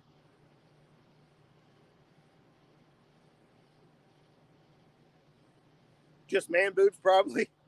That's might be what happened to me then.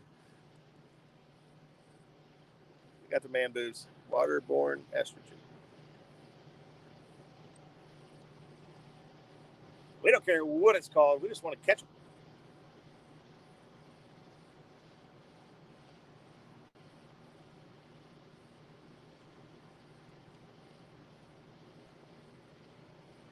Tim says, big deep holes, big bait.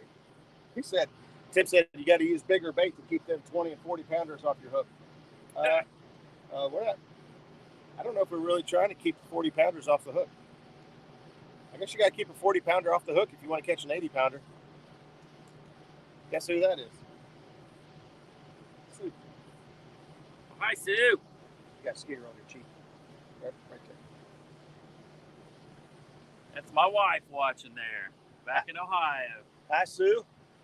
Thanks for stopping in. We're fishing hard. We ain't got a whole lot to show for it. We are fishing hard. We've got some small fish the last couple days. Honestly, like 20 minutes ago was our biggest fish of the trip, and it was probably 10 pounds. wasn't it? Probably around 10 pounds. So today is our first full day out here, so we're still putting pieces of the puzzle together. So we just had a boat go by.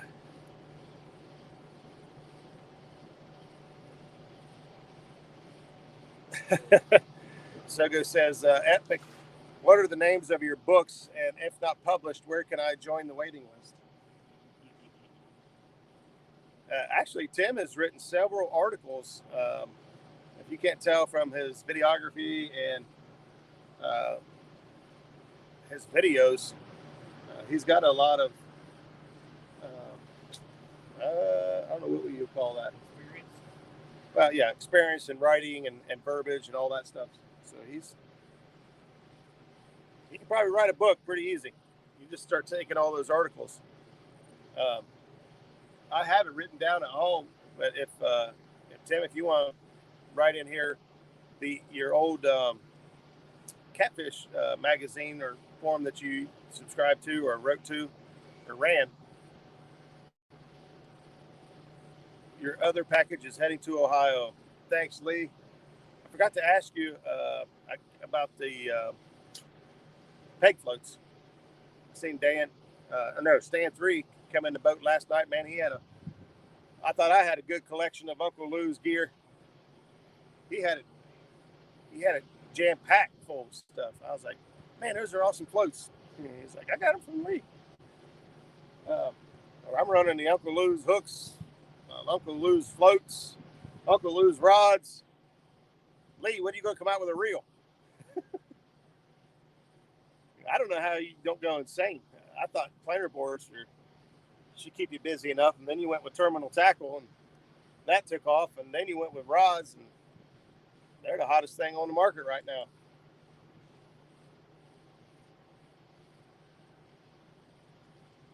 We got to get you a website built somewhere.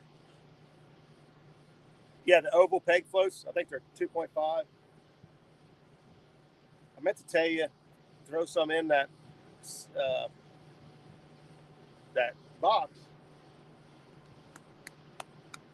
I didn't even look in the first one. We got. He went crazy on there for a second. Still there. Rod right there getting tapped on. There you go. Another tap. The boat takes a wild swing just to see if we can't listen. On there.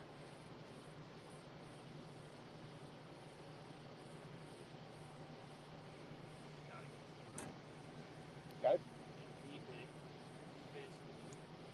Another little fishy. You can tell already what the size of it is. He's not. He ain't big at all. He ain't big at all, he said.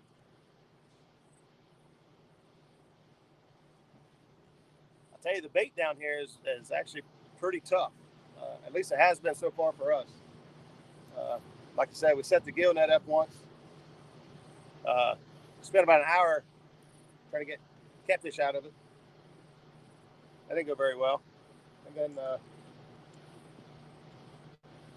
throwing the cast net, we managed some fish, but man, we ain't catching them like we like to. They're in deeper water. Yeah, they're down deep. Right, at least every time we've looked for them, they've been down deep. Now, first thing in the morning, they might be up shallow.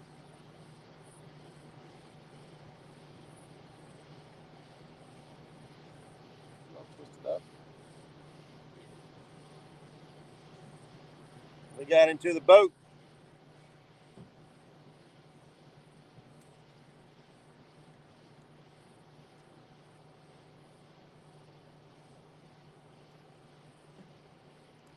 Man says, fish on.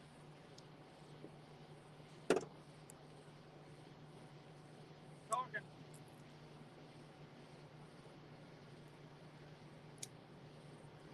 Look at that. He got slime all the way up my string. He said that catfish pushed slime about 8 feet up his. The book was Secrets of the Catfish Pros, put out by. Yeah, NAFC. North American Fishing Club. I'm not sure what NFAC stands for.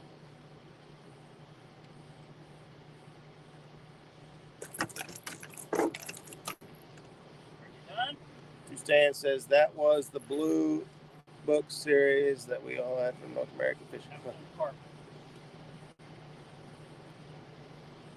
Did you guys already eat cheddar batters? We did. We had cheddar batters earlier today.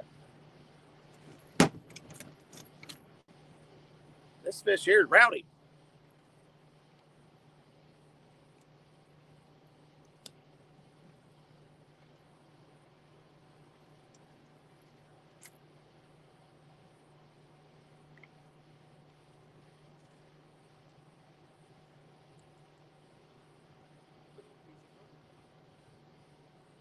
That was on a piece of cut carp. We caught a few big carp today. Got a few big carp today, and we chunked them up. And same thing. It's soft. Big lip. It ain't as big as the other one. You got a little hump going on.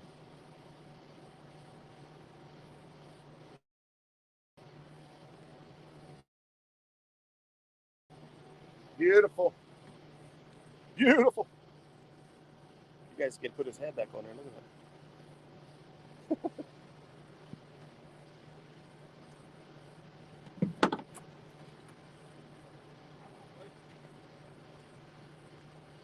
Well, we caught some fish. They're not the fish we're looking for, but we're making the best out of what we got. Briefly highlighted some of the 50 years of epic catfish video.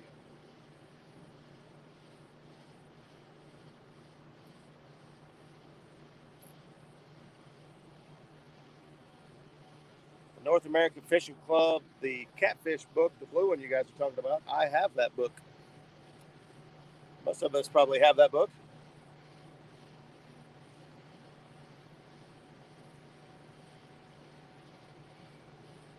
Setting hooks and crossing the eyes. If somebody could,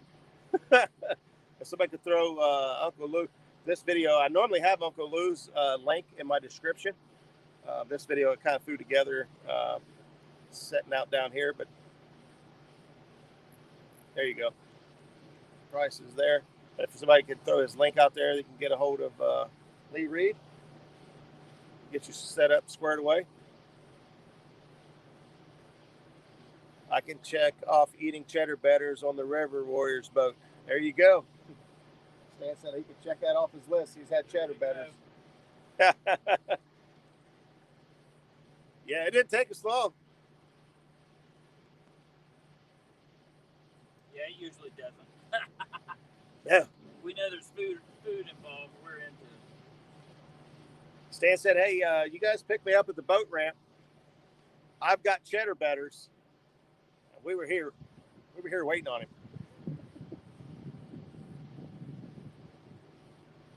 Oh, you got a rod going down. Number three. Did you take all my bait off when I was doing this live stream? Maybe. I'm going to turn this around. Try to turn this. Right there. You guys maybe can see that rod wiggling and jiggling. Not going crazy.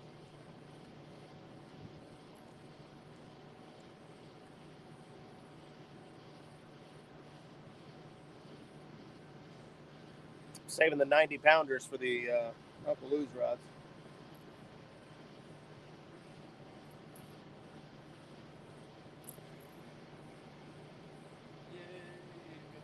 I think Skip Stewart asked earlier, I missed the question. I forgot to come back to it. He asked what size weights we're using. And I'm using 10s on most of them. Yeah, 8 to 10 is about what we're using on most of the rods. I'm using 8 straight out the back. Get a little more active, isn't it? Get a little more serious. Eat nothing big, that's for sure. Still got one farting around down there. This phone mount give me just a little bit of trouble, but it's better than the one I got, so it's perfect. Keep an eye on that for me.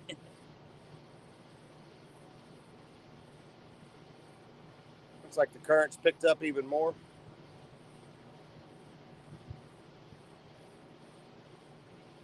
Still messing with it. Got fish down there tapping away. We'll be fishing all week long. In the camera, it looked like 16. Now, I have 16-ounce sinkers with us. We've pretty much been using 8s and 10s so far.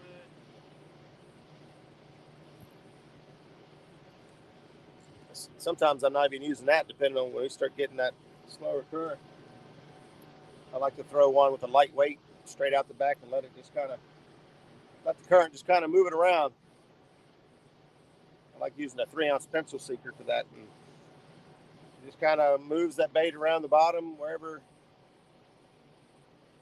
it would naturally wash the bait. And hopefully there's a fish there waiting on him.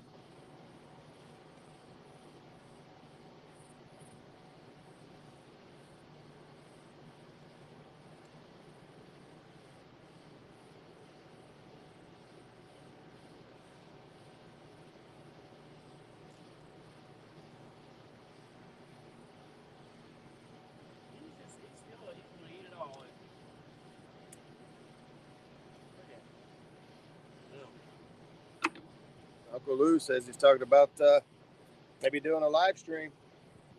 Gonna be doing some fishing all week.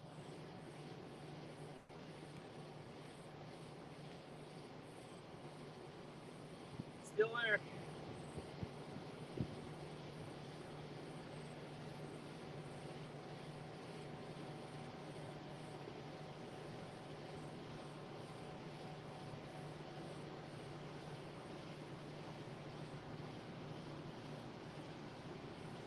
Here he goes.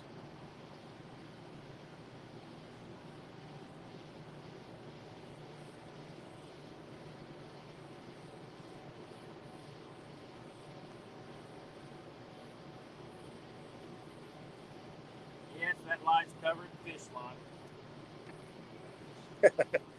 Zach's tasting some slime.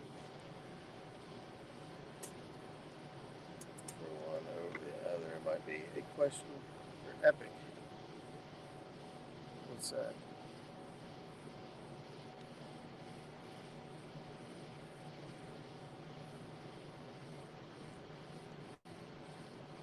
Yeah, I'm sure they're like any other fish. You know, I think a flathead can pretty much eat anything, but I'm sure it has its preferences.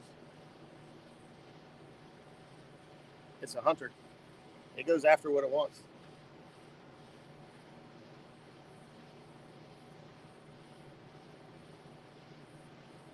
Try to keep an eye on that rod to see if it was going to go down or not. Mike Irvin's in the house. Thanks for stopping by. Thomas Garrett, welcome. Hello.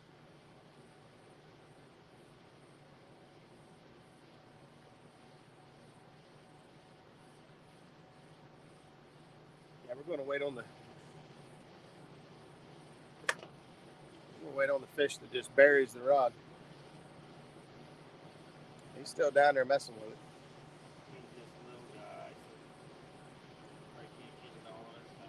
Poor little guy. Said he can't get it in his mouth. Flathead will eat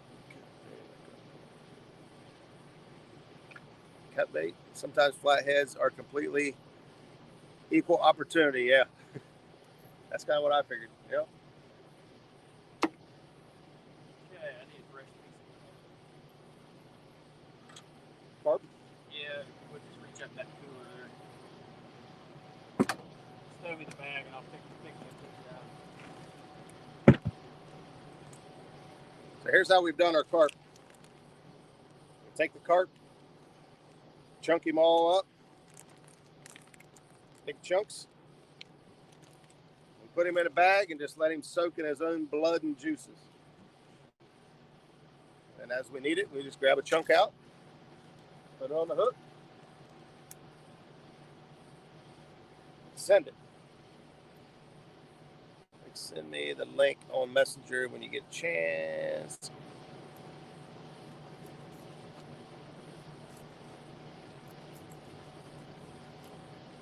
good. Wanting to go catfishing watching this live.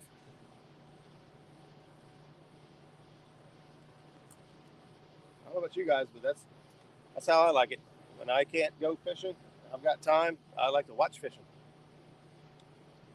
And then when it's, you can watch TV or you can bloody. Nice and bloody, decent size. This is a medium sized chunk. I want to put the whole head on.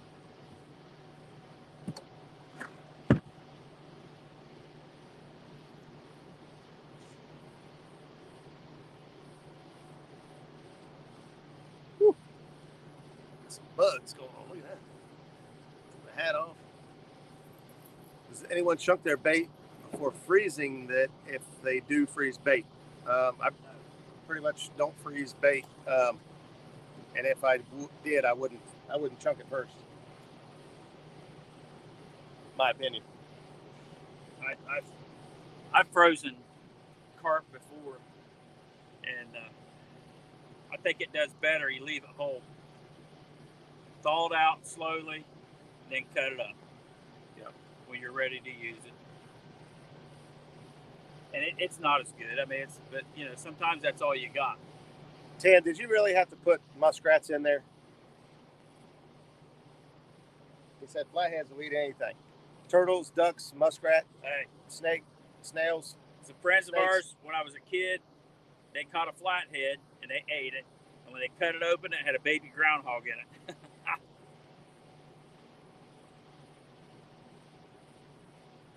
Yeah, they eat ducks and geese. Oh, yeah, I know they eat ducks. So they eat fowl. They eat chicken. Yeah, I assumed you meant snakes, not snails. They eat snails. And they might eat snails.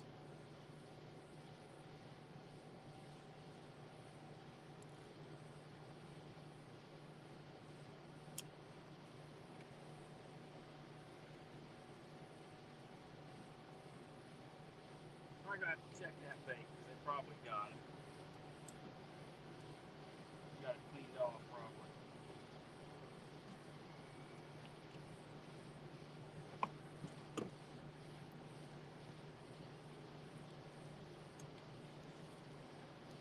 James Kirkpatrick. Isabel. Fish Girl 9 Kirkpatrick. So looks like we got a team in here.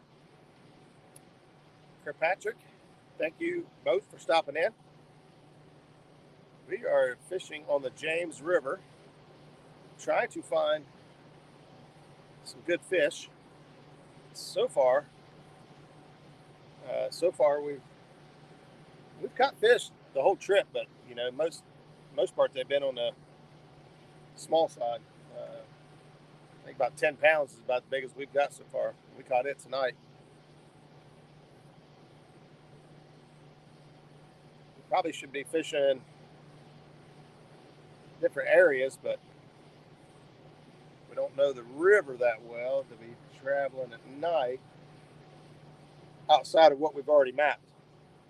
You can kind of follow avionics, but it's not always accurate. You don't want to trust your avionics and or map cards 100% because sometimes they are wrong. You will find yourself in trouble. We've been doing a lot of our own mapping up through here just to get more accurate mapping done. We was going to stay up here all week, so we wanted to put our data together and make educated decisions on accurate data. So we mapped it ourselves. Yeah, there you go. 2 stands. We had a blue herring on the bank. First, we thought he had a eel or something because it's just he could not get this thing down, and I'm pretty sure it was a snake. And we got the binoculars out. Yeah, we just watched him for so long. We was like, man, he could not get that thing down, whatever it is. And we started watching. That snake. He was still pretty lively. He was fighting not to go down that thing's throat. Every time he'd get about halfway down, it would work its way back out. We got the binoculars out so we get a good look. It was good entertainment. You put the bug spray somewhere else. Put it up again. I put it right back in here.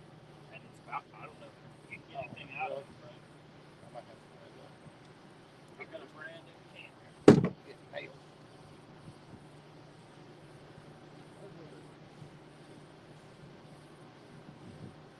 Seems like all the action is coming from this out in the middle of the river. Well, towards the middle of the river. Even though that's not the deeper part, it's actually deeper right here where we're at. But for some reason, it's all out in the middle, towards the middle of the river. Is it that, or is it sweeping in and falling down the ledge? I don't know. It's not just that rod. It's supposed to be. It's these two rods. Oh, that rod there.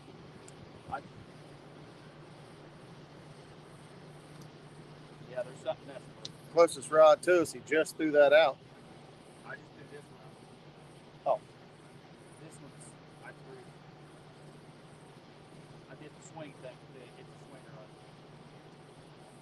That closest rod to you on the screen, getting hit there a moment ago. This one right here.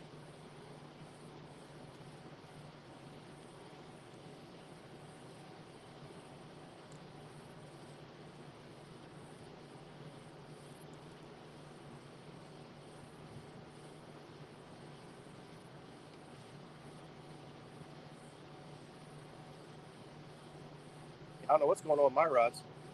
Nothing. Yeah, nothing. The bait's all high in the water column too. Look at that. Around 12 to 18 or 12 to 28 feet. Yeah, that 15 is kind of a median.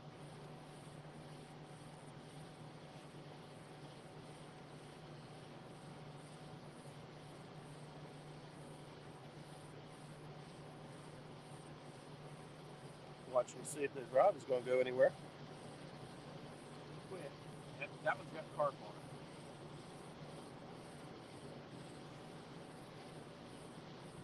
So far, the chicken and the carp. Now it's common carp. Common carp is real bloody, and that's what we've actually got most of our action on. I got one takedown last night on shad, and I have one miss over here earlier on shad, and that's now we've been using those little shad for the channel cats, stuff like that. They really like the little shads, little whole ones. But today they were just like busting the gut pocket out of them. So that's why we figured they was channel cats. Seems like they like to do that.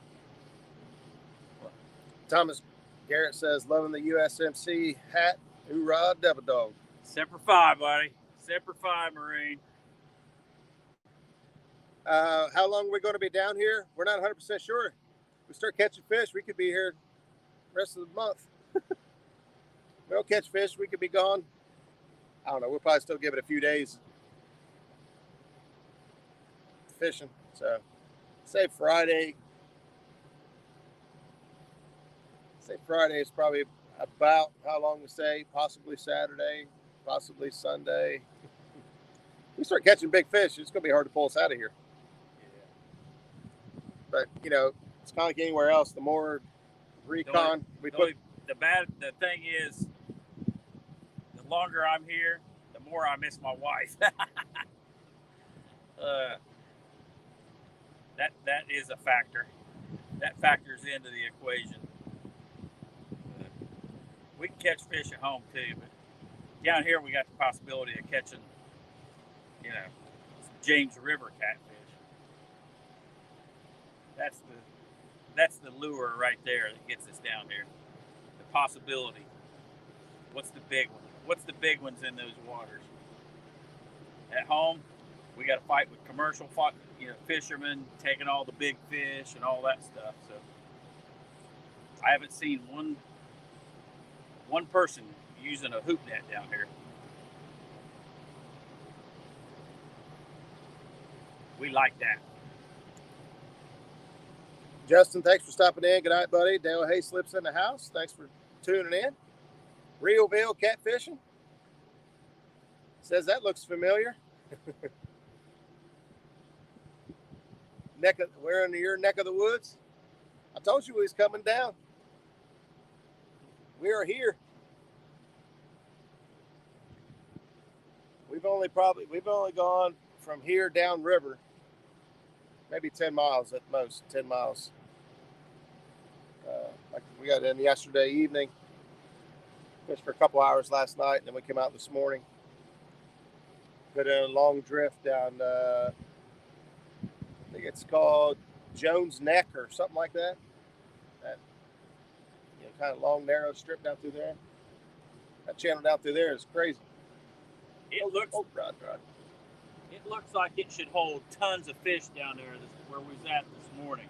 I mean, it is just looked like to be just the absolute best.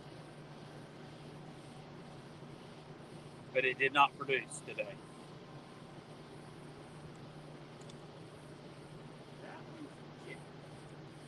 It got hit pretty hard there for a second. There it goes again, kind of bouncing around. Yeah, they took my bait once.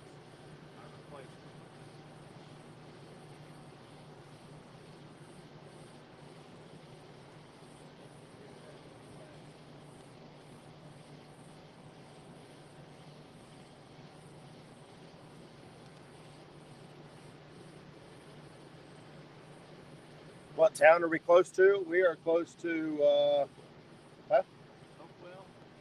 Yeah, we're upriver from Hopewell. We're at Dutch Gap. The boat ramp's called Dutch Gap. I don't know. Yeah, I can't remember what the name of the little town is. We've got a hotel up there in town. Everything's like 10 minutes away from us. You can be at Walmart 10 minutes, be at the river 10 minutes. What ramp? Yeah, we put in at Dutch Gap. Skip. Dutch Gap. It's upriver from Hopewell, downriver from Richmond.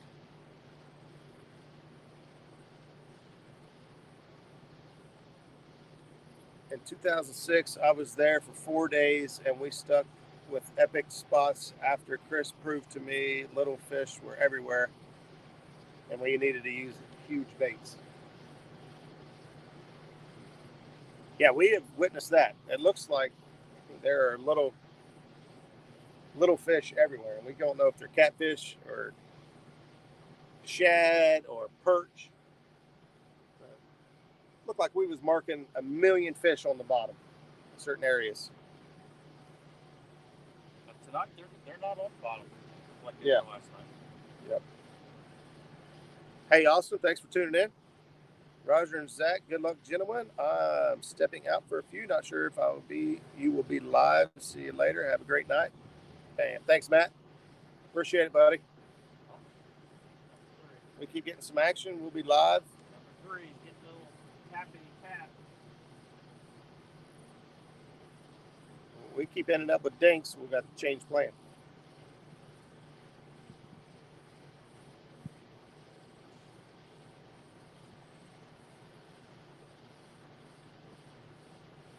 We didn't have a lot of time before the live stream to get fresh bait. We managed a few white perch and another big carp, but no big shad.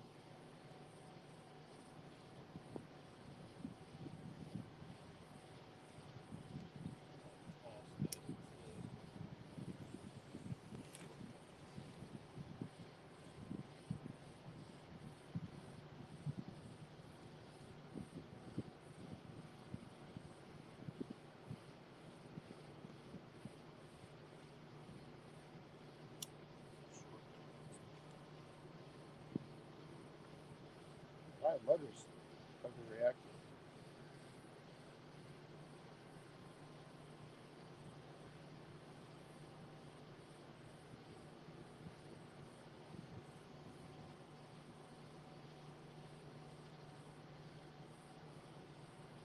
We need to find shad. Yeah, we need to find shad. That's for sure.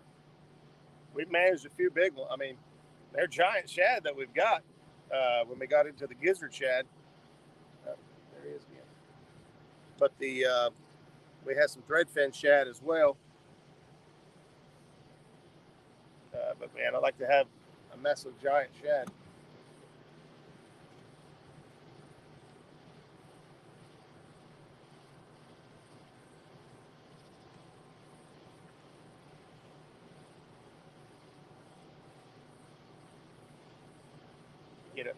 get a mess of them, we'd use them like we did on the Wilson and Wheeler, using them skipjack. Cut the tails off and use them whole. I was thinking about taking that rod.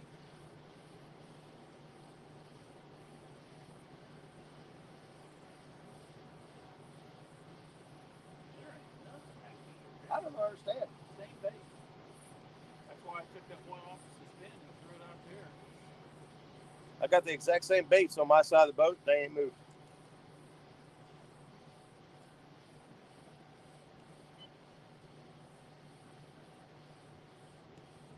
See, it's more of a defined ledge over there. Maybe that's, I don't know.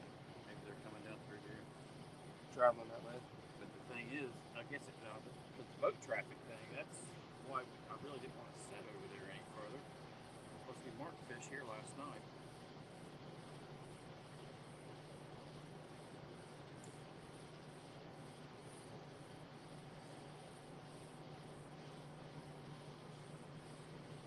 If they want a legit shot at monsters in limited time in July, yes. What would you ask there? They need to get to a wider part of the river, right? The wider don't necessarily mean deeper. I would have thought that a narrow section that's deep would concentrate the fish, pinch point them down. This is a narrow section of the river here.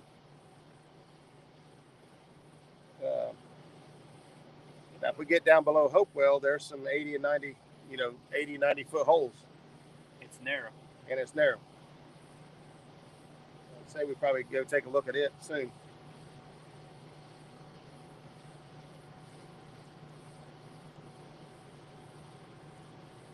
Go down there with some donkey bait. Donkey baits. Get some big shad. That would.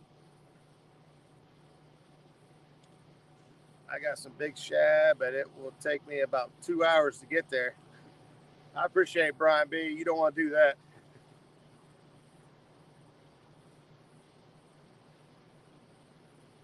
I know Haz is coming down. I don't know who else is coming with Haz this weekend. He's coming down Friday and Saturday.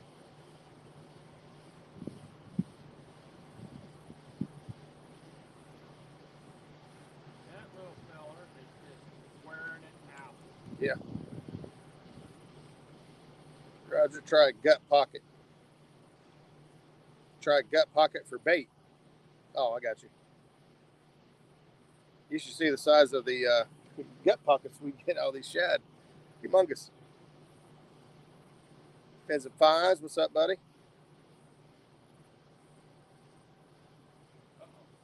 Uh-oh, we got another rod over here bouncing around. It's a starboard bite tonight.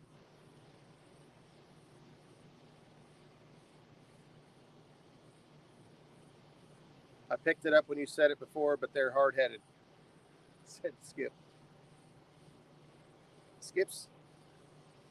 I tell you what.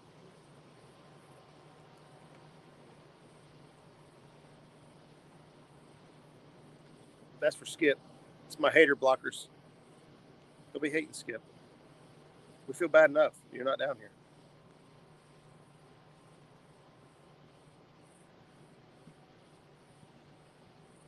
Skip said we should have listened to Tim, but we're hard-headed. Not what? Deep water. We're in deep water. Yeah, and deep water for this area. Adam Earn, what's going on? We are fishing. Dan from Green Machine Outdoors has been using gut pockets and killing it on big blues. Really?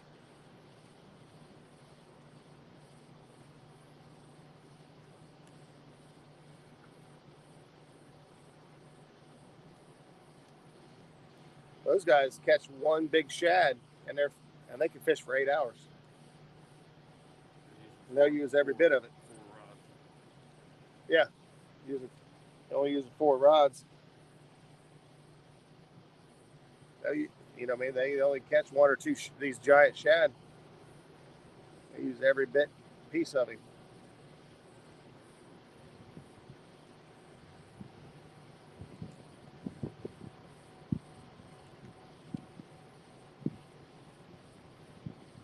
But we could try it. Gut pocket. Don't know how to contact outside of YouTube, but I'm happy to get you some bait. Real Bill. Do you have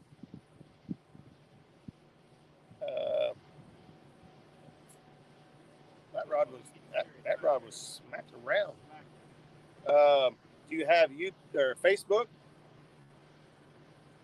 See, Roger, if you had that special peg float, Zach wouldn't be getting all the bites. Special peg float. You talk about the Uncle Lou's peg floats? I don't have Uncle Lou's. Yeah, he don't have those on either. He got little peg floats. One big shad is one big donkey bait. Says Abbott. Oh. Is that really fish? That's insane. It is. It's crazy. It's hard to believe that it is. What could it be, though? What is that? Maybe it could be Sediment? leaves, stuff like that. Maybe. I don't know.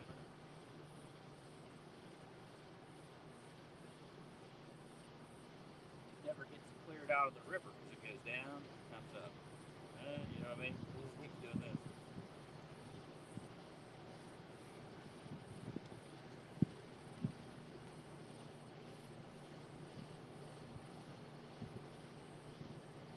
Joseph Trickett on Facebook.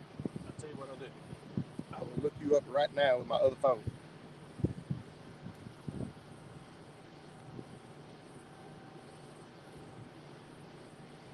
I'm going to sit down for a little bit. Yeah, it's hard to do these live streams when you stand for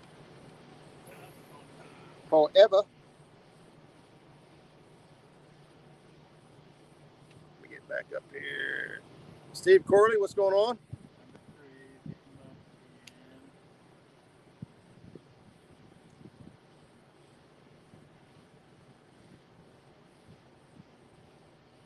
Joseph, we was already friends on Facebook.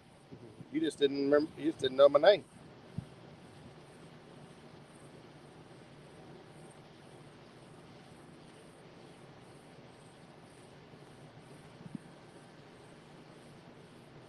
Joseph, I sent you a message. We are now connected. Would you be my friend? Yeah, a real Bill catfishing. I guess he lives right here. I was watching his live stream the other night. I think it was his first live stream, and he caught fish on his first live stream. That's always a good way to start out. Newer channel. Sorry for the armchair catfish quarterbacking. I'm just wishing I was there with you guys. Tim, you don't have to apologize for nothing. We're taking all of that advice. We'll use all the tips, tricks, techniques.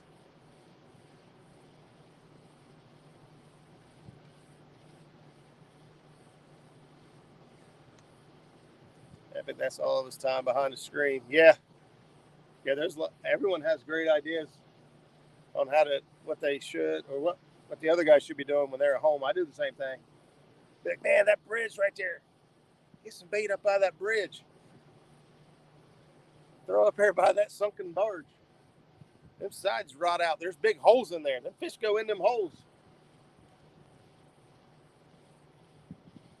Yeah, I'd like to. Real Bill and Roger are now friends with benefits when it comes to bait.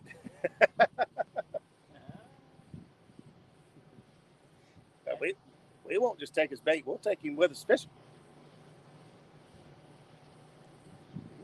Climb in. We are not shy or stuck up.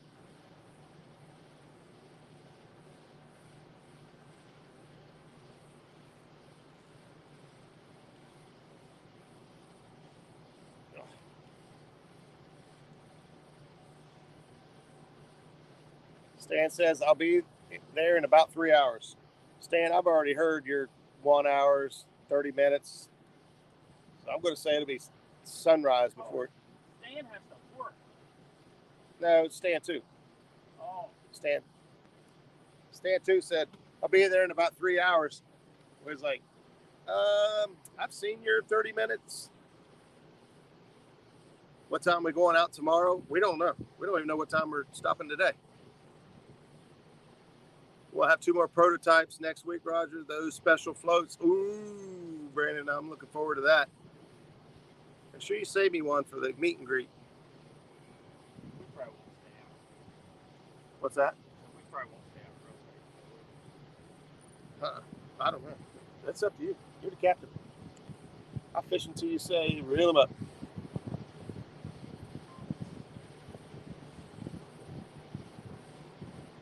Stan, are you going to be awake this entire time anyway? Oh, Dan, are you saying that Stan falls asleep on the boat there?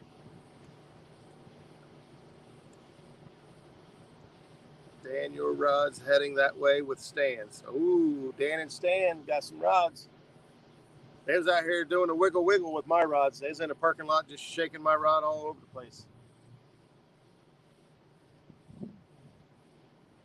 Disregard that last transmission.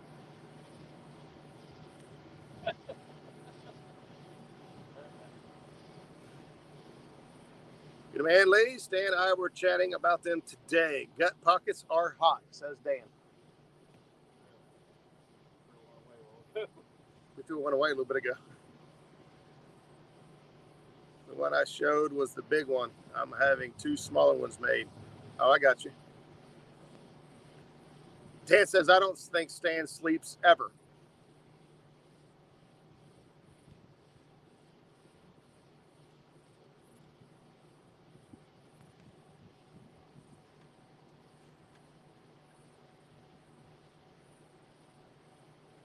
Yeah, I'm not sure 100% what the plan is. I thought you guys were coming out this afternoon with us. So we went in and we had to switch hotels. Here's a tip for you. If you go to travel and you go to stay at a hotel and you have a boat, when you check in, ask them if you can use their electrical outlet outside, any electrical receptacle. Because we checked in at the Red Roof Inn, and they called us at our room at like 10:30, 11 o'clock and said, hey, did you plug an extension cord in?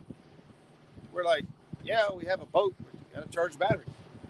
You are not allowed to use our receptacles. We're like, are you serious? We're like, yeah. We're like, well, Comfort Inn. They said Comfort Inn gave us a thumbs up. Yeah. Yeah, so we, instead of staying there for a few days, we said, hey, how about you just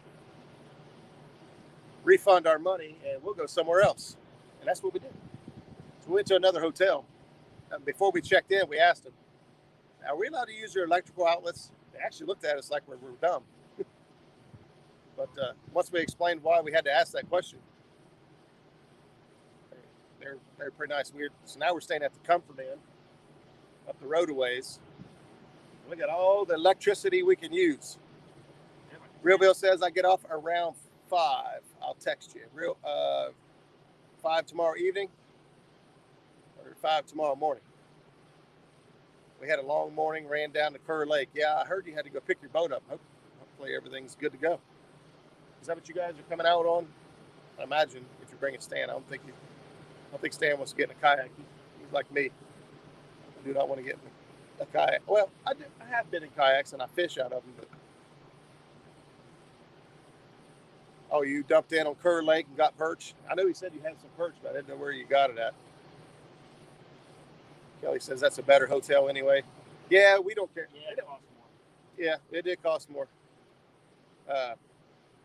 But we don't really care.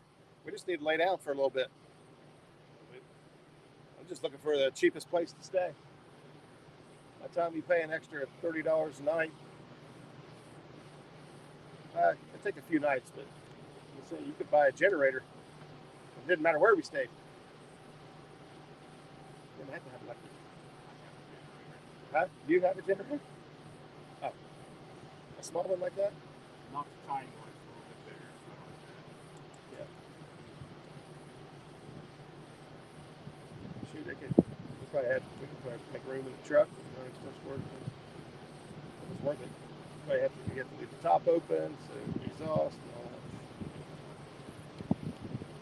that. Dan says, spent the afternoon setting her up, ready to roll. There you go. Better check number 3. Big guy hit about 50 times. I don't have to check any of mine. I ain't got a bite. I don't know what the hell's going on. We need to move is what we need to do, probably. Yeah. Remember there was a big lake one down that way. It's the farthest one. Had a little dip and then told the fish yesterday. I wouldn't mind going back. Fishing frustrations. What's going on, guy? Buddy? Guy? I said guys. Guy. Well, I was reading this chat that said guys and gals. Buddy. Hey, pal. Hey, friend. Hello, friends. Guy. What does Mr. Rogers say?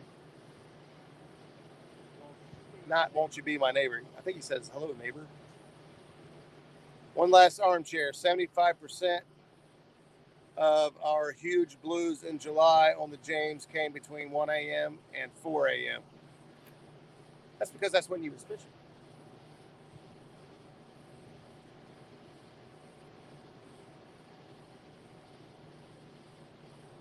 Yeah, I slept for about 2 hours earlier. I'm good to go all night. I'm going to take a shower and eat. We did too. We ate good. We went to Cracker Barrel. Got some fried chicken, mashed potatoes, loaded up on the starch. I tripled up on the starch. Then went back to the hotel, turned the air down as low as it'll go. Got about an hour nap. Woke up feeling good. Ernie says, good night, everyone. Be safe. Good night, Ernie. Good night, Ernie. Thanks for stopping in. Ernie's a big supporter of everybody's channels. He's got a channel growing of his own. If somebody could throw the link out there for me, Ernie Brown's channel. Ernie supports all of us. It's always pleasant to have in the chat. I call him a friend of mine. We message each other on the side. We got a little group chat going on for this pool party fishing tournament that Weekend Angler put together. So that always stays interesting. I can't keep up with the replies, but Dan is ready to go fishing. That's right.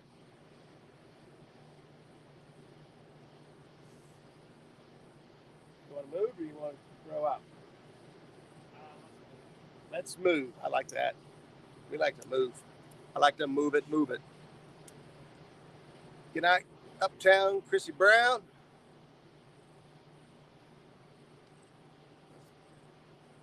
No.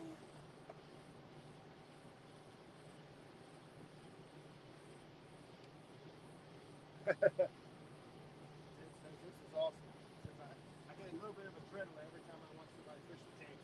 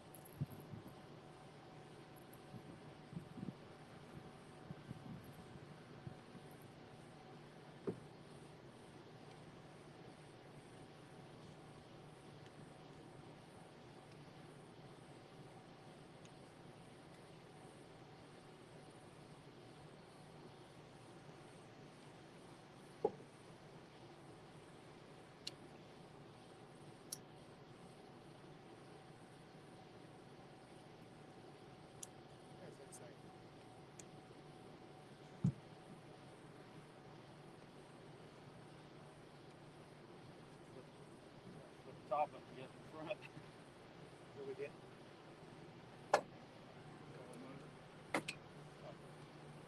Just do that right there. It'll stay there.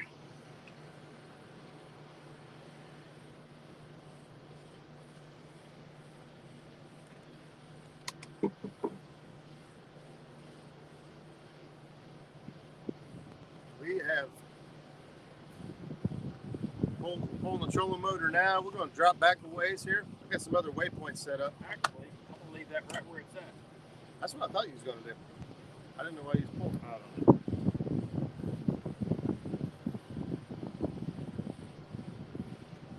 don't know. Uh-oh. I got some pics coming in from Realville. Avionics. See, this is why the catfish community is awesome. Who else? What other fishing group wants you to catch fish enough that they will pull data for you, send you screenshots,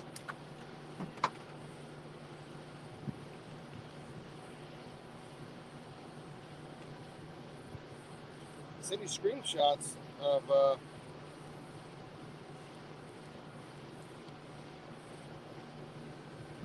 where to catch bait, where to catch fish. Those guys, that's information you're not going to get from anybody else, because they want to catch fish themselves. They don't want to help you.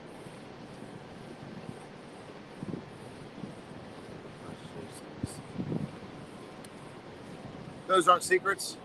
Well, there are secrets to us, because I don't know about this area. All right. Let's see. There's fish. There's that waypoint, 1120. No.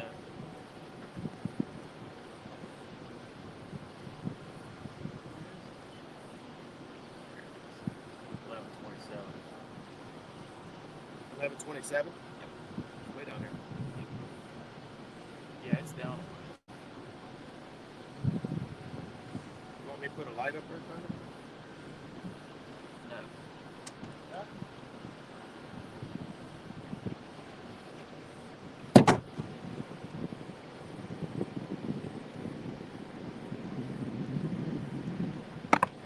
Oh, for that? Yeah, just I for didn't know this. what he was talking about.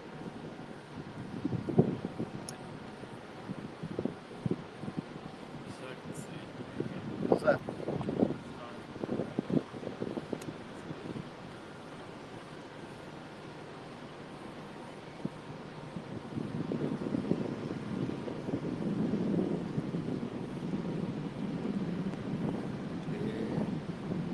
Alicia's in the house. Thanks for stopping in. If I missed you coming in, sorry.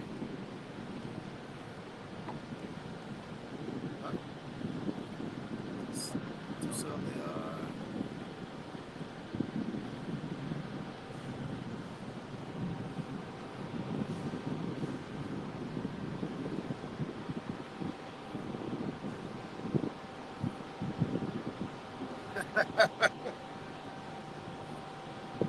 yeah, Tim, you definitely don't want to do that.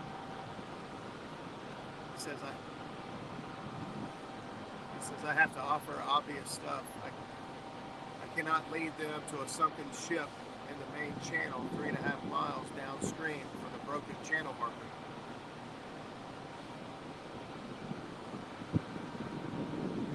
You know how many broken channel markers there are? Oh!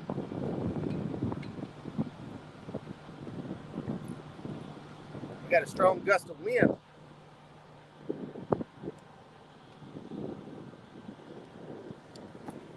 Let's see if I can just get this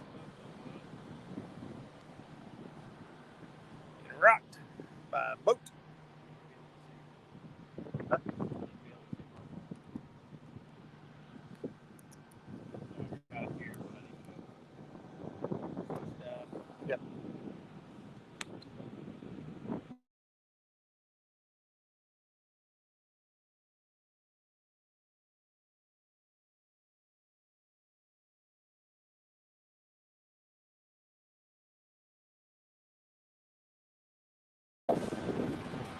says we just lost service. Hey, there we are. It said we lost service. I don't know what happened. Had a strong gust of wind, I'll tell you that.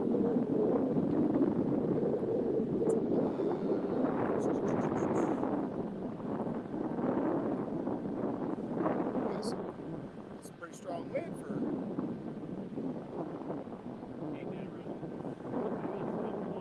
10:30.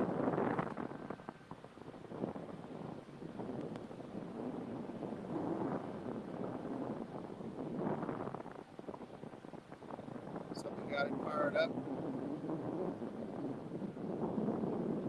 It's easy to get tin fired up, especially if you're fishing in waters that hold big fish.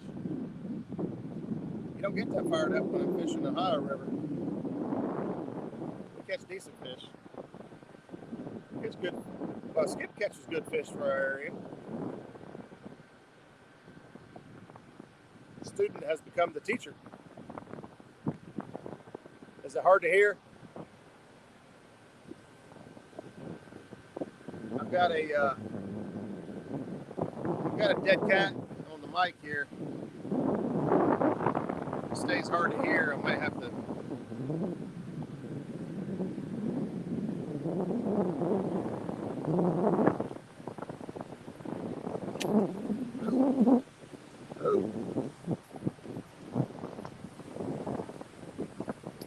Knock around.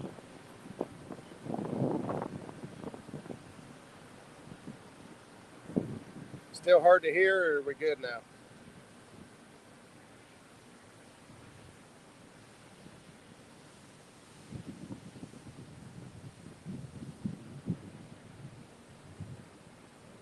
Alright, it's going to spin around. There's a hole right here behind it. It only drops down 3 foot, but it helps. A lot of big fish. A lot of wind noise. All right. We are we're going to spin around now, so we'll have wind in a different direction. So give me just a second. We were coming downriver, and now we hit spot locks. The boat's going to spin around. Now the camera's going to face downriver instead of upriver.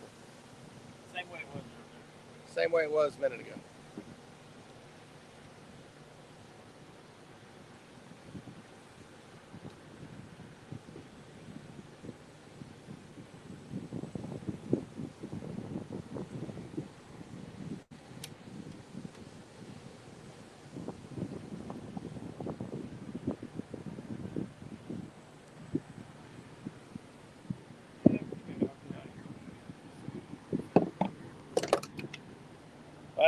I'm still in your seat.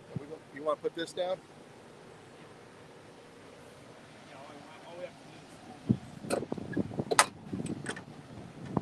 Yep. What I'll do is this, because we can't go front now anyway.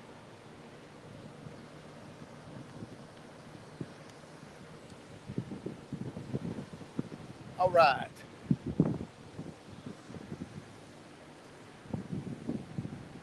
Have another cord for your iPhone? Yes. You need that one? You mean unplug that one? No. Unplug the black one. The black one? It's charged. My phone's dead. Well, if this will reach, I might be able to use this. Mine will reach if you want to use your cord. Yeah, go ahead. Six one may have to the other. Yeah.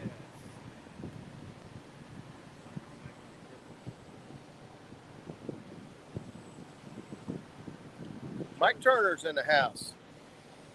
It charged? We still got 35 people hanging out watching. We're about to send some baits out, so bear with me. Epic day. Skip sent us that one, but Epic said deep holes. Look good on those places.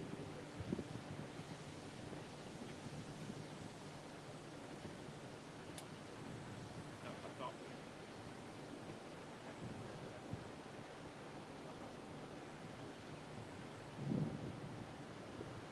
here.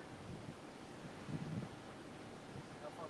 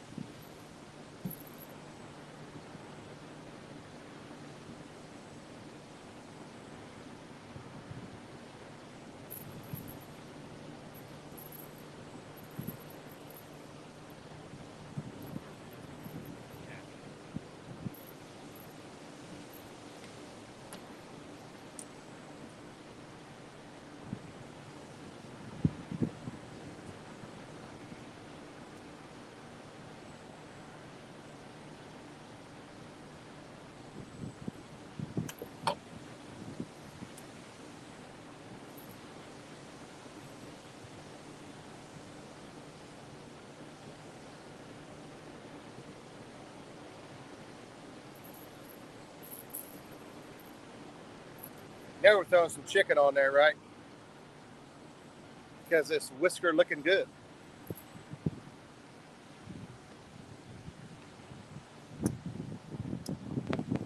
Go ahead, man.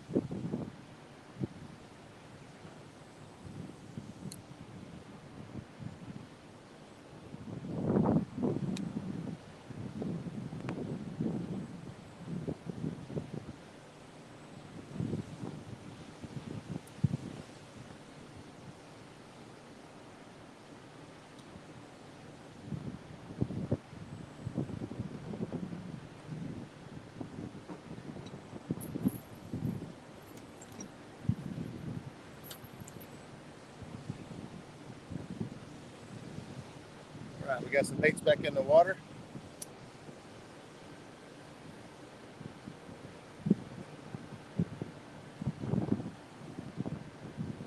Tim said he had a little drink about an hour ago, went straight to my head. Not sure, that was a sidebar. Watch Zach hook the phone and take us swimming by land or sea foam. Sea up foam.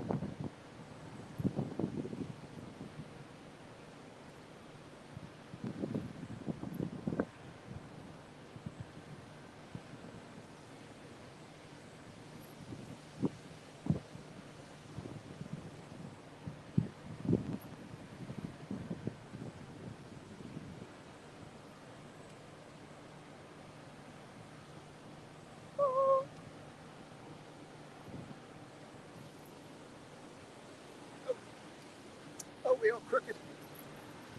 What did the eggs say to the house party?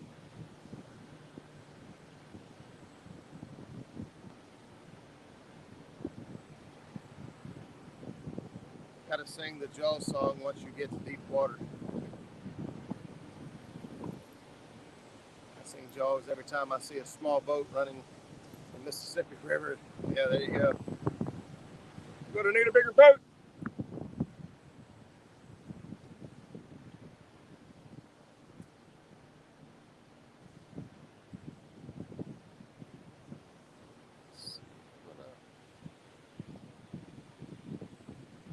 Turn the rod, turn the camera a little bit this way.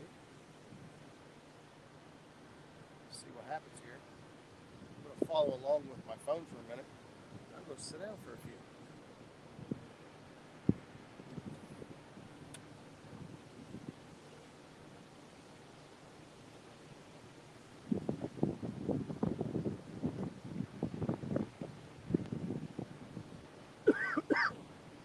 Wind cleared the bugs right up.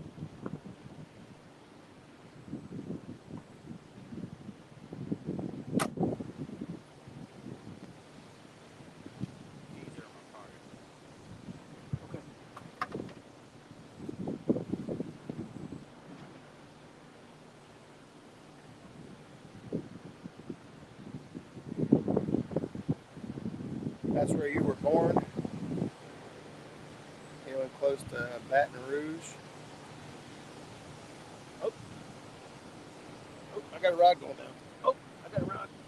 Oh, what the hell?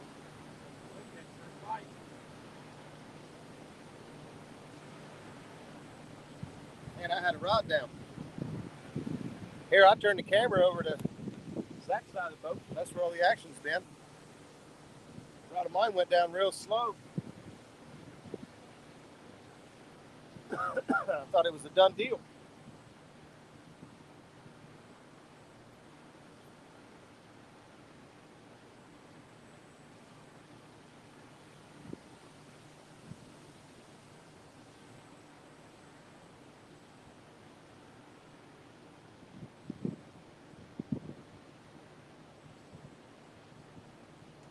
Got a little bit of sway. We're sitting right in front of this power plant. And there's water kicking out in different tubes and stuff, causing some real crazy currents. And I'm not sure what it looks like, what's happening down below. Plus we got some wind. We got a little bit of a sway. It's not bad. I am bad right now, David. Donkeys are calling like mermaids.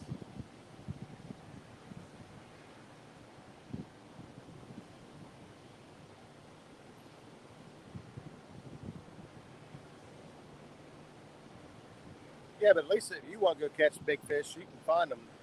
You got the Mississippi. Fishing frustrations. Those are Uncle Lou's rods. So even under, there's light on the rod, and you can barely see it, but there is a rod right here. That's the reel, and that's the rod. Now it is a black rod, so that doesn't really make it fair, but you can tell how well the orange is glowing. I get my head out of the way. On this side of the boat, we've got, those are Warrior Cat rods. Let's see. Yeah, those are Warrior Cat rods. You're looking at 4 Warrior Cat rods. So you can really see this one, but you can barely see this one. You can't see these two at all. And there's a big light. There's plenty of light. There's actually more light on his side of the boat than my side of the boat, but look at the Uncle Lou's rods.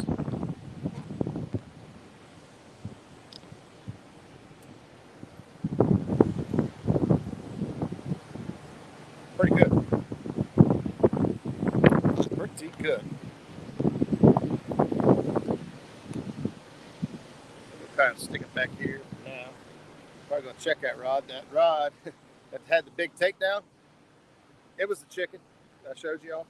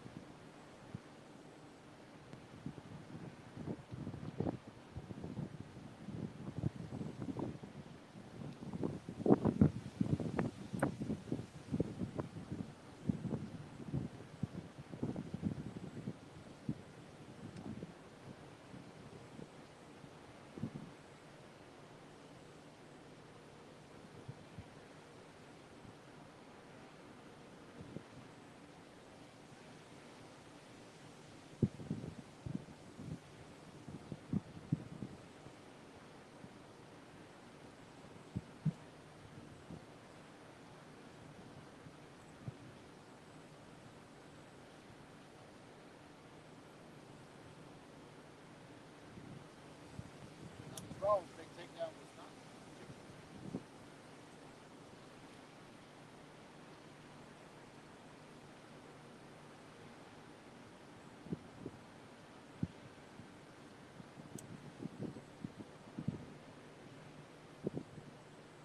Big chunk of shad.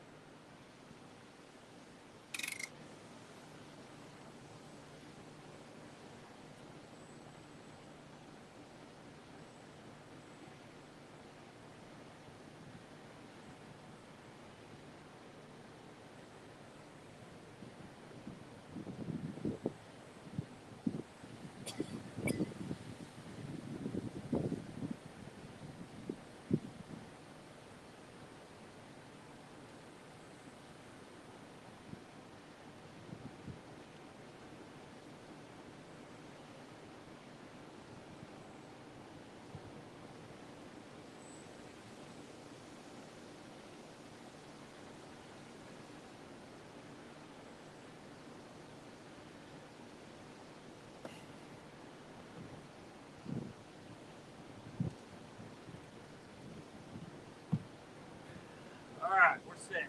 We are set. He was set. It ain't gotta have it. We just got 7 straight days of rain. Ooh. There's some frustration. Says he's got sunrise coming.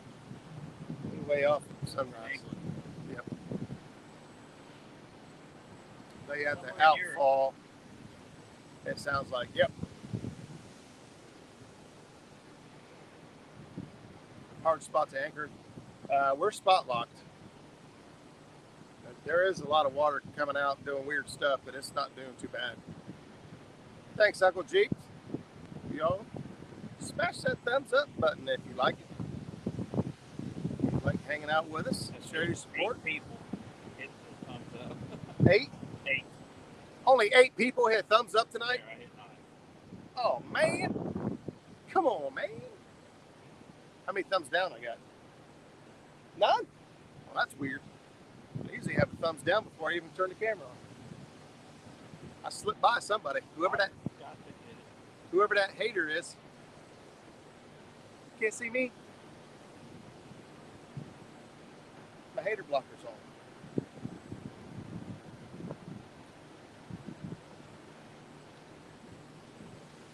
Oh, 58 thumbs up. Roger, we will see you in 35 minutes. 61 thumbs up. Phone must have been lagging. He only had 8. I haven't turned it off. Oh, yeah. He was in at the very beginning of the stream, so that's how many it was at that time. Mr. Gadget, one thing I like about night fishing: no need for a hat. Cover your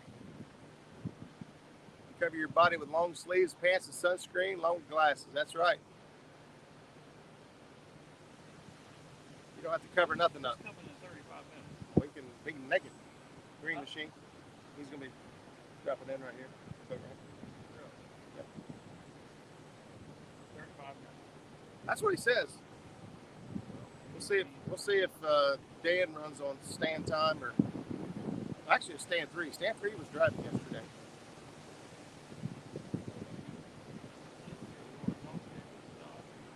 Yeah. Dan, send me a message when you guys pull in down here. We'll come up and talk to you. We're just sitting right here. Yeah, we're real close. Dan says he's already on the road. He's driving.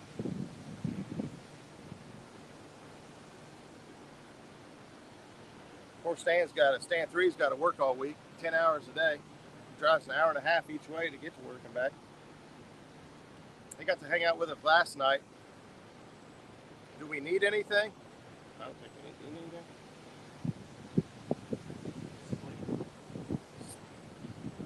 A pillow. Zach needs a pillow. Zach needs a pillow. I'd lay down on that back deck, but I'm afraid he'd stomp on.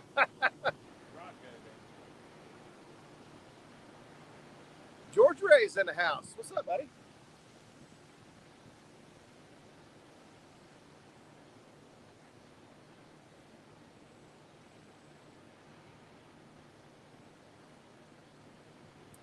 Roger, you are ready for second place? Am I ready for second place stand? What? Hey, 2 stands fishing. Wash hands, wash hands. You guys missed my big fish fever meltdown.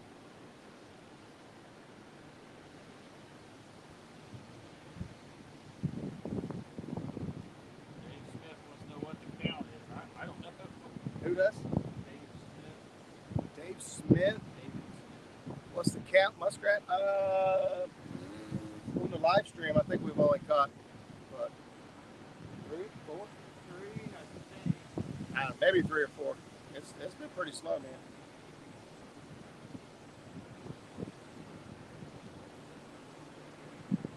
Been pretty slow. Throwing Hail Marys towards Roger and singing the Jaws song. We're going to get these boys on some hogs tonight, but first, fresh gizzard shad.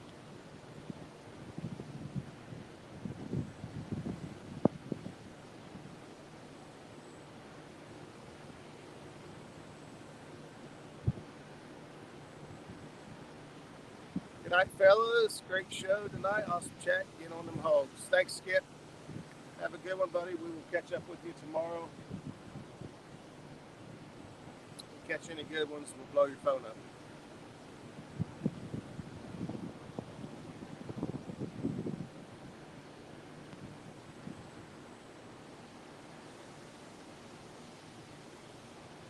Woo-wee.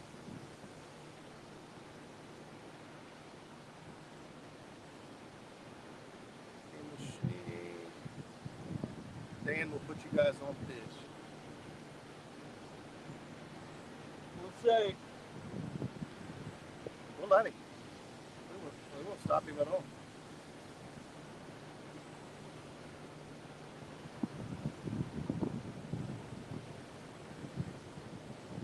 He's got skills. Kind of learned a little bit about the tidal river and how Stan kind of explained how you guys can use the tide to go upriver when it's incoming tide and kind of ride that current upriver, and then when it changes, ride that current back downriver to help prevent you from paddling. Of course, I know, Dan, you've got a trolling motor on yours, but it's still pretty cool. You can drift one way and just wait a little bit and drift right back through the same way, or the same water, opposite way. I have good intel that 2 of my favorite spots have a hot night bite. Dan's got intel. His people get with our people.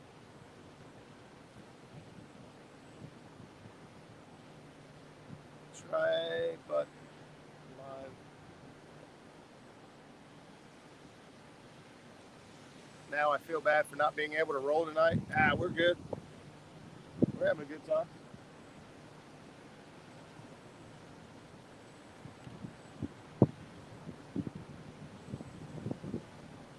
Everyone wants to know where you're at. Who? We are the James River, below Richmond. We're almost like smack dab between Richmond and Hopewell, from what I can gather. I think we're like right smack dab in the middle. It's called Dutch Gap. I don't think, unless you look at this area closely, I don't think that stands out very good. Have a good one, everyone. Swarpa Hogue, Roger, and Zach. Good night from Brandon. Catfish and Dreams. We'll see you, Brandon. See you, buddy. Yeah, pride goes out the window in new waters. Yeah. Yeah, I'm not too proud to take advice, be shown new tricks, learn something. If you ain't learning, you ain't trying.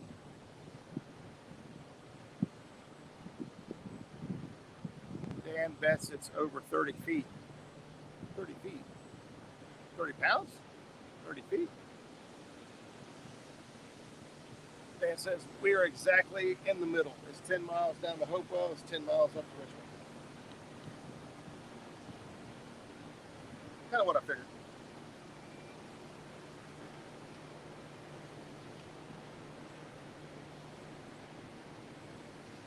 Thanks again for the kids tournament. That was awesome to watch. David Smith, thank you for bringing that up. I appreciate it. I honestly think I had just as much fun as the kids did. It was a cool event, and if you like that type of atmosphere, check out 3+1 Outdoors. If you weren't here at the beginning of the show, we had them on tonight talking about their kids tournament. It's going to be a little bit different than the way I did mine. It's kind of neat. Each kid, if they're able to, or the parent or whoever's able to go live, it'll be streamed live on their channel. Catches will still count. But by him doing that, it's kind of unlimited how many kids can participate, where I was kind of limited to 9 kids per day, which is why I had to have 2 days. So 3+1 Outdoors has the kids tournament coming up July 31st. So you guys check that out.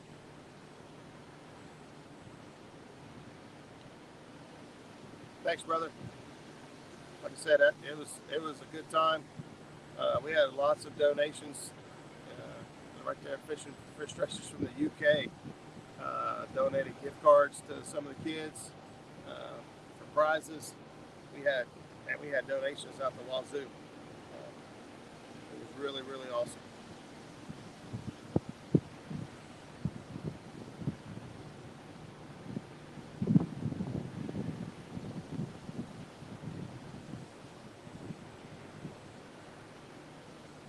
Yeah, thank you very much. 30 foot deep, the hot bite July spots, unless they've recently had a cooling trend. 30 foot deep, the hot bite July. Tim, make up your mind. You said 80 foot earlier. Now you say 30 foot. We're sitting in Well, we're at 40 foot now. We wasn't 50 foot. Well, yeah, we're anchored up on 40, but we're thrown back at about 43 to 44. It's just a little dip that happens back here behind us, and that's all it takes, you know. And fish stacked up in it.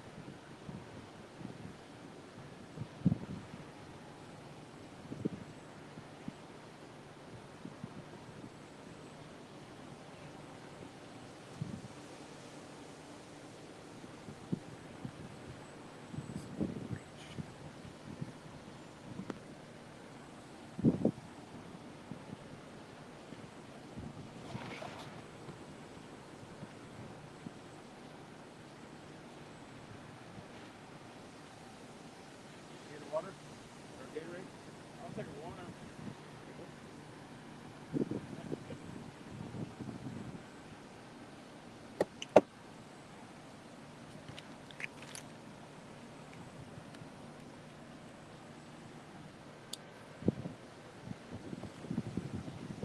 That's all we got left. We got one Gatorade. Oh no, we got one.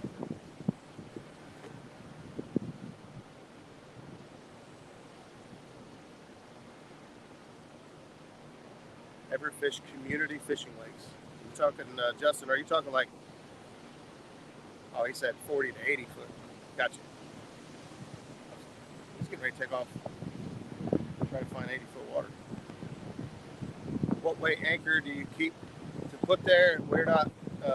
We're spot locked on the trolling motor. We got a Nakota Tarova 112. So it'll hold you pretty good. It sure saves from dropping anchor, especially at night, because we use the buoy ball to help pull the anchor. At night, that's not a great idea because you have to drive up past it and swing around. You can still do it, but it's a little more work without daylight.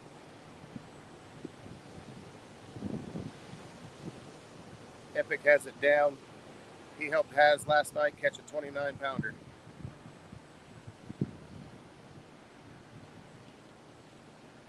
$60 to 80 foot in July for Frankenstein fish. July.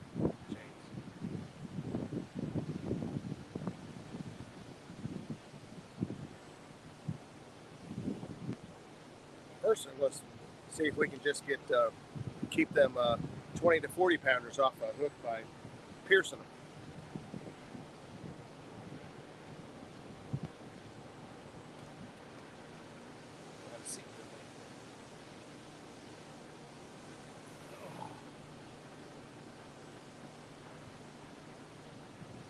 You guys watch these rods.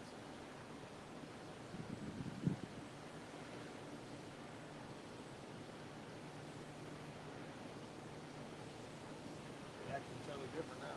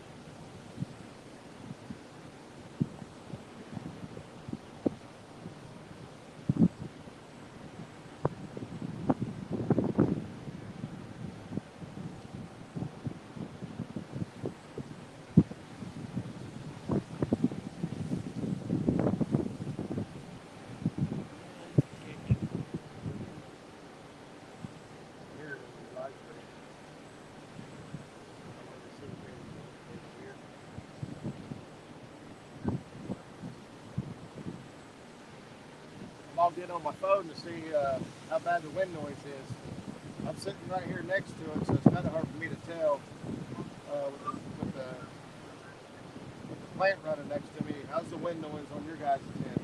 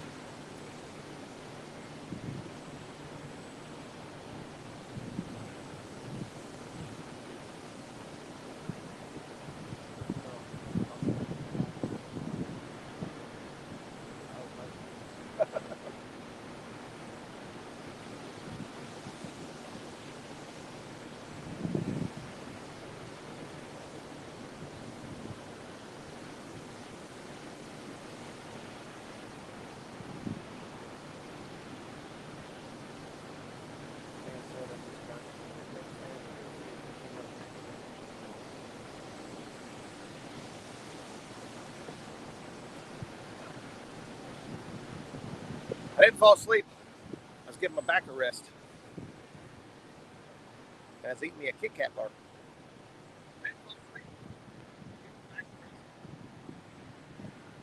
Turn that other one off.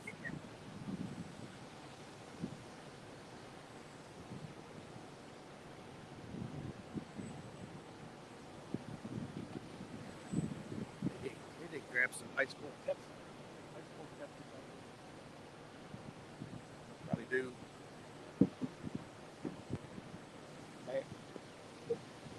So looks like Dan and Stan are going to be rolling in here in just a second. So we're going to go ahead and reel them up and head to the boat ramp. And we're going to shut this bad boy down. See what happens.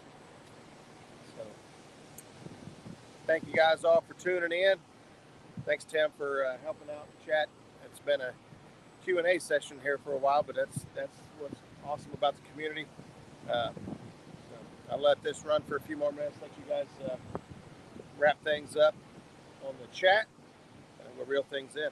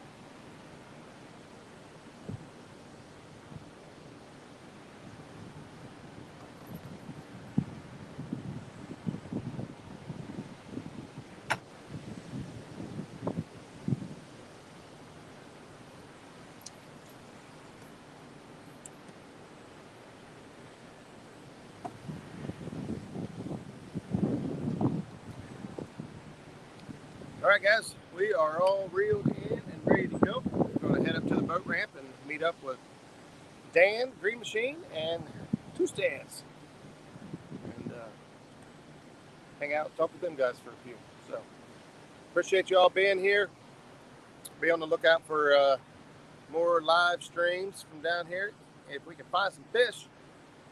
But appreciate you guys being here. We'll see you guys next time. See you.